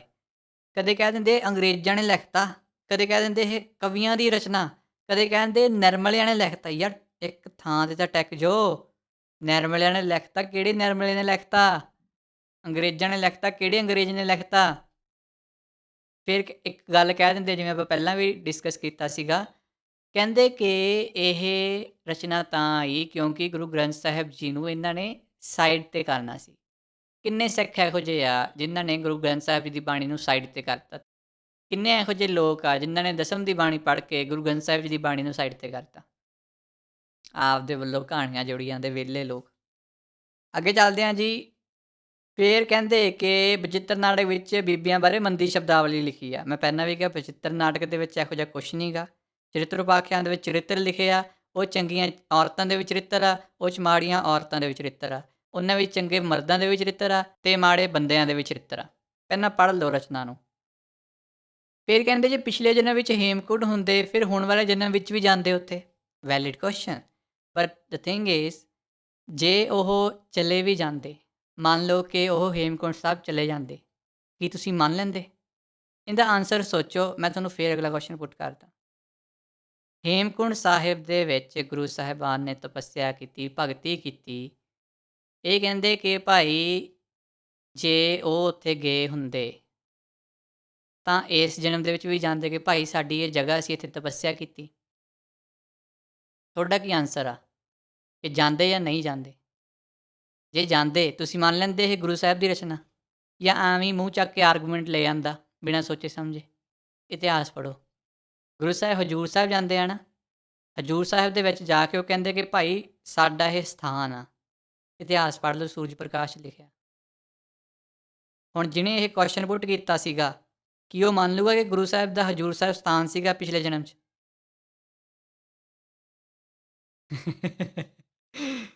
ਉਹ ਕਮਲਿਓ, ਕੁਐਸਚਨ ਉਹ ਲੈ ਕੇ ਆਇਆ ਕਰੋ ਜਿਹੜੇ ਵੈਲਿਡ ਹੋਣ, ਜਿਹੜੇ ਤੁਹਾਨੂੰ 100% ਸ਼ਿਓਰਟੀ ਹੋਵੇ ਕਿ ਜੇ ਇਹਦਾ ਉੱਤਰ ਮਿਲ ਗਿਆ ਤਾਂ ਅਸੀਂ ਮੁੱਕਰਾਂਗੇ ਨਹੀਂ। ਹੁਣ ਇਹ ਸਾਫ਼ ਮੁੱਕਰ ਜਾਣਗੇ ਕਿ ਐਵੇਂ ਭਾਈ ਸੰਤੋਖ ਸਿੰਘ ਹੁਣਾਂ ਨੇ ਗੱਪ ਲਿਖਤੀ। ਕੋਈ ਦੀਨ ਮਾਨ ਨਹੀਂ ਯਾਰ ਤੁਹਾਡਾ। ਫਿਰ ਕਹਿੰਦੇ ਕਿ ਬੀਰਸ ਲੈ ਕੇ ਕਿਹੜੀ ਜੰਗ ਜਿੱਤੀ? ਉਹ ਪੜ੍ਹ ਲਓ ਇਤਿਹਾਸ ਦੇ ਵਿੱਚ ਭਰਾਵੋ। ਜਿੰਨੇ ਜੰਗੀ ਯੋਧੇ ਹੁੰਦੇ ਸੀਗੇ ਉਹ ਬਾਣੀਆਂ ਪੜ੍ਹਦੇ ਸੀ। ਪੰਥ ਪ੍ਰਕਾਸ਼ ਪੜ੍ਹ ਲਓ, ਉਹ 'ਚ ਲਿਖਿਆ ਵਾ ਕਿ ਸਿੰਘ ਜਿਹੜੇ ਆ ਕਿਹੜੀਆਂ-ਕਿਹੜੀਆਂ ਬਾਣੀਆਂ ਪੜ੍ਹਦੇ ਹੁੰਦੇ ਸੀ। 80 ਦੇ ਦਹਾਕਿਆਂ ਦੇ ਵਿੱਚ ਜਿਹੜੇ ਸਿੰਘਾਂ ਨੇ ਹਥਿਆਰ ਚੱਕੇ ਸੀਗੇ, ਉਹ ਕਿਹੜੀਆਂ ਬਾਣੀਆਂ ਪੜ੍ਹਦੇ ਹੁੰਦੇ ਸੀਗੇ। ਮੈਂ ਫਿਰ ਦੁਬਾਰਾ ਤੋਂ ਕਹੂੰਗਾ, ਸਾਹਿਤ ਪੜ੍ਹੋ, ਇਤਿਹਾਸ ਪੜ੍ਹੋ ਆਪਣਾ। ਇਹੋ ਜਿਹੇ ਕੁਐਸਚਨ ਤੁਹਾਨੂੰ ਕਦੇ ਨਹੀਂ ਆਉਣਗੇ ਮੂਰਖਤਾ ਭਰੇ। ਇੱਕ ਫਿਰ ਜਿਹੜੀ ਬਹੁਤ ਹੀ ਮੂਰਖਤਾ ਭਰੀ ਗੱਲ ਕੀਤੀ ਨਾ ਪ੍ਰਭਦੀਪ ਨੇ, ਉਹ ਕਹਿੰਦਾ ਬਾਬਾ ਜਰਨੈਲ ਸਿੰਘ ਹੋਣਾ ਬਾਰੇ ਗੱਲ ਕੀਤੀ, ਭਿੰਡਰਾਂ ਵਾਲੇ ਸੰਤਾਂ ਬਾਰੇ। ਆਈ ਥਿੰਕ ਕਿਸੇ ਦਾ ਕਾਲ ਆਇਆ ਸੀਗਾ, ਐਗਜ਼ੈਕਟਲੀ ਨਹੀਂ ਯਾਦ ਕਿਉਂਕਿ 2-3 ਦਿਨ ਹੋ ਗਏ ਸੁਣੀ ਨੇ ਵੀਡੀਓ। ਉਹ ਕਹਿੰਦੇ ਕਿ ਭਾਈ ਸੰਤ ਤਾਂ ਫਿਰ ਕਥਾ ਵੀ ਕਰਦੇ ਹੁੰਦੇ ਸੀਗੇ, ਤੁਸੀਂ ਸੰਤਾਂ ਨੂੰ ਮੰਨਦੇ ਵੀ ਆ ਅਤੇ ਫਿਰ ਇਹ ਵੀ ਕਰੀ ਜਾਂਦੇ ਆ। ਇਹਨੇ 2 ਕੁ ਵਾਰੀ ਫੋਨ ਵੀ ਕੱਟਿਆ। ਇੱਕ ਜੰਮੂ ਵਾਲਾ ਬੰਦਾ ਸੀਗਾ, ਇੱਕ ਸ਼ਾਇਦ ਪੰਥਪ੍ਰੀਤ ਦਾ ਸੀਗਾ, ਜਾਂ ਫਿਰ ਇਹ ਭਿੰਡਰਾਂ ਵਾਲੇ ਸੰਤਾਂ ਵਾਲੇ ਹੋਊਗਾ। 2 ਬੰਦੇ ਦੇ ਨੇ ਫੋਨ ਕੱਟਤੇ, ਪੂਰੀ ਗੱਲ ਵੀ ਨਹੀਂ ਸੁਣੀ। ਫਿਰ ਆਪਣੀਆਂ ਦਲੀਲਾਂ ਦੇਣ ਲੱਗ ਗਿਆ। ਕਹਿੰਦਾ ਕਿ ਕੀ ਬਾਬਾ ਜਰਨੈਲ ਸਿੰਘ ਰਿਸਰਚ ਬੋਰਡ 'ਚ ਸੀਗੇ? ਉਹਦੀ ਸ਼ਬਦਾਵਲੀ ਆ ਇਹ, ਜਾਂ ਬੀੜਾਂ ਦੀ ਰਿਸਰਚ ਕਰ ਰਹੇ ਸੀਗੇ? ਅਤੇ ਬਾਅਦ 'ਚ ਕਹਿੰਦਾ ਕੀ ਪਤਾ ਮਤਲਬ ਕਿ ਭੁਲੇਖੇ ਵਸ ਕਥਾ ਕਰ ਵੀ ਦਿੱਤੀ ਹੋਵੇ। ਸਮਝੋ ਇਸ ਗੱਲ ਨੂੰ। ਤੁਹਾਨੂੰ ਲੱਗਦਾ ਕਿ ਜੇ ਭਿੰਡਰਾਂ ਵਾਲੇ ਸੰਤ ਸ਼ਹੀਦ ਨਾ ਹੁੰਦੇ 84 'ਚ, ਦਰਬਾਰ ਸਾਹਿਬ 'ਤੇ ਹਮਲਾ ਨਾ ਹੁੰਦਾ, 1978 ਵਾਲਾ ਸਾਕਾ ਨਾ ਹੁੰਦਾ, ਜੇ ਭਿੰਡਰਾਂ ਵਾਲੇ ਸੰਤ ਮੌਜੂਦ ਹੁੰਦੇ ਇਸ ਟਾਈਮ 'ਤੇ ਆਪਣੇ ਕੋਲ, ਤੁਹਾਨੂੰ ਲੱਗਦਾ ਇਹਨਾਂ ਨੇ ਕਦਰ ਕਰਨੀ ਸੀ ਉਹਨਾਂ ਦੀ? ਗੱਲ ਪਤਾ ਕੀ ਹੋਈ ਆ, ਉਹ ਮੈਂ ਤੁਹਾਨੂੰ ਦੱਸ ਦਿੰਦਾ ਵਾਂ। ਇਹ ਆਪਣਾ ਲਾਸਟ ਪੁਆਇੰਟ ਆ।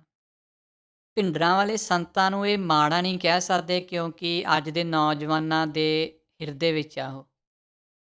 ਸਭ ਤੋਂ ਨੇੜਲਾ ਜਿਹੜਾ ਹਥਿਆਰਬੰਦ ਸੰਘਰਸ਼ ਆ ਸਿੱਖ ਨੌਜਵਾਨਾਂ ਲਈ, ਉਹ 1980 ਦੇ ਦਹਾਕਿਆਂ ਦਾ, ਅਤੇ ਭਿੰਡਰਾਂ ਵਾਲੇ ਸੰਤ ਉਸ ਸੰਘਰਸ਼ ਦੇ ਹੀਰੋ ਆ। ਇਹ ਸਿੱਧੇ ਤਰ੍ਹਾਂ ਨਹੀਂ ਕਹਿ ਸਕਦੇ ਕਿ ਭਿੰਡਰਾਂ ਵਾਲੇ ਸੰਤ ਗਲਤ ਆ। ਇਸ ਕਰਕੇ ਜਿਹੜੀ ਉਹਨਾਂ ਦੀ ਸ਼ਹੀਦੀ ਆ, ਉਹਨਾਂ ਨੂੰ ਤਾਂ ਪ੍ਰਣਾਮ ਕਰਨਗੇ, ਪਰ ਜਿਹੜੇ ਉਹਨਾਂ ਦੇ ਬਚਨ ਆ, ਜਿਹੜੀ ਉਹਨਾਂ ਦੀ ਕਥਾ ਕੀਤੀ ਹੋਈ ਹੈ, ਜਿਹੜੀ ਉਹਨਾਂ ਦੀ ਭਗਤੀ ਆ, ਉਹਨਾਂ ਨੂੰ ਇਹ ਪ੍ਰਣਾਮ ਨਹੀਂ ਕਰਨਗੇ। ਇਸ ਲਈ ਜਿਹੜਾ ਨੇਕੀ ਗੰਧ ਆ, ਨੇਕੀ ਗੰਧ ਇਸ ਕੰਮ ਲਈ ਰੱਖਿਆ ਇਹਨਾਂ ਨੇ ਕਿ ਤੂੰ ਭਾਈ ਇਹ ਬਕਵਾਸ ਕਰ ਦੇ ਤੇ ਅਸੀਂ ਇੱਧਰਲੀ ਬਕਵਾਸ ਕਰ ਦਾਂਗੇ। ਹੁਣ ਦੇਖੋ, ਗਿਆਨੀ ਗੁਰਬਚਨ ਸਿੰਘ ਜੀ ਖਾਲਸਾ ਭਿੰਡਰਾਂਵਾਲੇ ਹੋਏ ਆ। ਇਹ ਜਿਹੜੇ ਦਸਮ ਦੀ ਬਾਣੀ ਨੂੰ ਨਿੰਦਾ ਕਰਨ ਵਾਲੇ ਆ, ਇਹਨਾਂ ਨੇ ਦੇਖੋ ਕਿੰਨੇ ਗਲਤ ਲਫ਼ਜ਼ ਯੂਜ਼ ਕੀਤੇ ਆ ਗਿਆਨੀ ਗੁਰਬਚਨ ਸਿੰਘ ਹੋਣਾ ਬਾਰੇ। ਜਿਹੜੀ ਚੀਜ਼ ਉਹਨਾਂ ਨੇ ਲਿਖੀ ਆ ਗੁਰਬਾਣੀ ਪਾਠ ਦਰਪਣ ਦੇ ਵਿੱਚ, ਉਹ ਸੇਮ ਚੀਜ਼ ਜਿਹੜੀ ਆ ਉਹ ਗਿਆਨੀ ਜਰਨੈਲ ਸਿੰਘ ਹੋਣਾ ਨੇ ਕਥਾ ਦੇ ਵਿੱਚ ਕਹੀ ਆ ਬਚਿੱਤਰ ਨਾਟਕ ਦੀ, ਜਦੋਂ ਵੰਸ਼ਾਂ ਦੀ ਗੱਲ ਆਉਂਦੀ ਆ। ਪਰ ਤੁਸੀਂ ਇਹ ਸੁਣਿਆ ਕਿਸੇ ਨੂੰ ਕਹਿੰਦੇ ਹੋਏ ਕਿ ਭਾਈ ਜਿਹੜੇ ਜਰਨੈਲ ਸਿੰਘ ਸੀ ਉਹ ਗਲਤ ਸੀਗੇ? ਜਦੋਂ ਵੀ ਇਹ ਮੁੱਦਾ ਉੱਠਦਾ ਵਾ, ਉਦੋਂ ਗੁਰਬਾਣੀ ਪਾਠ ਦਰਪਣ ਦੀ ਗੱਲ ਆਉਂਦੀ ਆ, ਉਦੋਂ ਗਿਆਨੀ ਗੁਰਬਚਨ ਸਿੰਘ ਹੋਣਾ ਦੀ ਗੱਲ ਆਉਂਦੀ ਆ, ਉਦੋਂ ਗਿਆਨੀ ਜਰਨੈਲ ਸਿੰਘ ਹੋਣਾ ਦੀ ਗੱਲ ਨਹੀਂ ਆਉਂਦੀ। ਕਿਉਂਕਿ ਜੇ ਇਹ ਕਿੰਤੂ ਪਰੰਤੂ ਕਰ ਦੇਣਗੇ ਨਾ ਡਾਇਰੈਕਟਲੀ ਕਿ ਐਵੇਂ ਬਕਵਾਸ ਕਰ ਗਿਆ ਜਾਂ ਕੁਛ ਹੋਰ, ਜਿਵੇਂ ਬਾਕੀ ਸੰਤਾਂ ਬਾਰੇ ਕਹਿੰਦੇ ਆ ਇਹ, ਤੇ ਇਹਨਾਂ ਦੇ ਜੂਤ ਬਹੁਤ ਫੈਲਣਾ ਫਿਰ। ਜਿਵੇਂ ਅਲੱਗ-ਅਲੱਗ ਭਾਗ ਹੁੰਦੇ ਆ ਨਾ ਕਿਸੇ ਚੀਜ਼ ਨੂੰ ਖ਼ਤਮ ਕਰਨ ਦੇ ਲਈ, ਸਿੱਖੀ ਨੂੰ ਖ਼ਤਮ ਕਰਨ ਦੇ ਲਈ ਅਲੱਗ-ਅਲੱਗ ਭਾਗ ਆ। ਇੱਕ ਭਾਗ ਨੇਕੀ ਗੰਧ ਨੂੰ ਮਿਲਿਆ ਹੋਇਆ ਕਿ ਤੂੰ ਬੋਲੀ ਜਾ ਮਰਿਆਦਾਵਾਂ ਦੇ ਉੱਤੇ, ਤੂੰ ਬੋਲੀ ਜਾ ਭਿੰਡਰਾਂ ਵਾਲੇ ਸੰਤਾਂ ਉੱਤੇ, ਤੂੰ ਬੋਲੀ ਜਾ ਸ਼ਹੀਦਾਂ ਉੱਤੇ। ਦੂਜਾ ਪਾਰਟ ਫਿਰ ਇਹ ਦਸਮ ਵਿਰੋਧੀਆਂ ਨੂੰ ਮਿਲਿਆ ਵਾ। ਇਹਨਾਂ ਨੇ ਮਰਿਆਦਾਵਾਂ 'ਤੇ ਵੀ ਕਰਨਾ ਵਾ ਕਿੰਤੂ ਪਰੰਤੂ, ਜਿਵੇਂ ਨੇਕੀ ਗੰਧ ਕਰਤਾ। ਭਿੰਡਰਾਂ ਵਾਲੇ ਸੰਤਾਂ ਦਾ ਇਹਨਾਂ ਨੇ ਜਿਹੜਾ ਕਿਰਦਾਰ ਆ ਉਹ ਸਹੀ ਰੱਖਣਾ। ਉਹਨਾਂ ਦੀ ਸ਼ਹੀਦੀ ਨੂੰ ਪ੍ਰਣਾਮ ਕਰਨਗੇ, ਪਰ ਉਹਨਾਂ ਦੀ ਭਗਤੀ ਨੂੰ ਪ੍ਰਣਾਮ ਨਹੀਂ ਕਰਨਗੇ।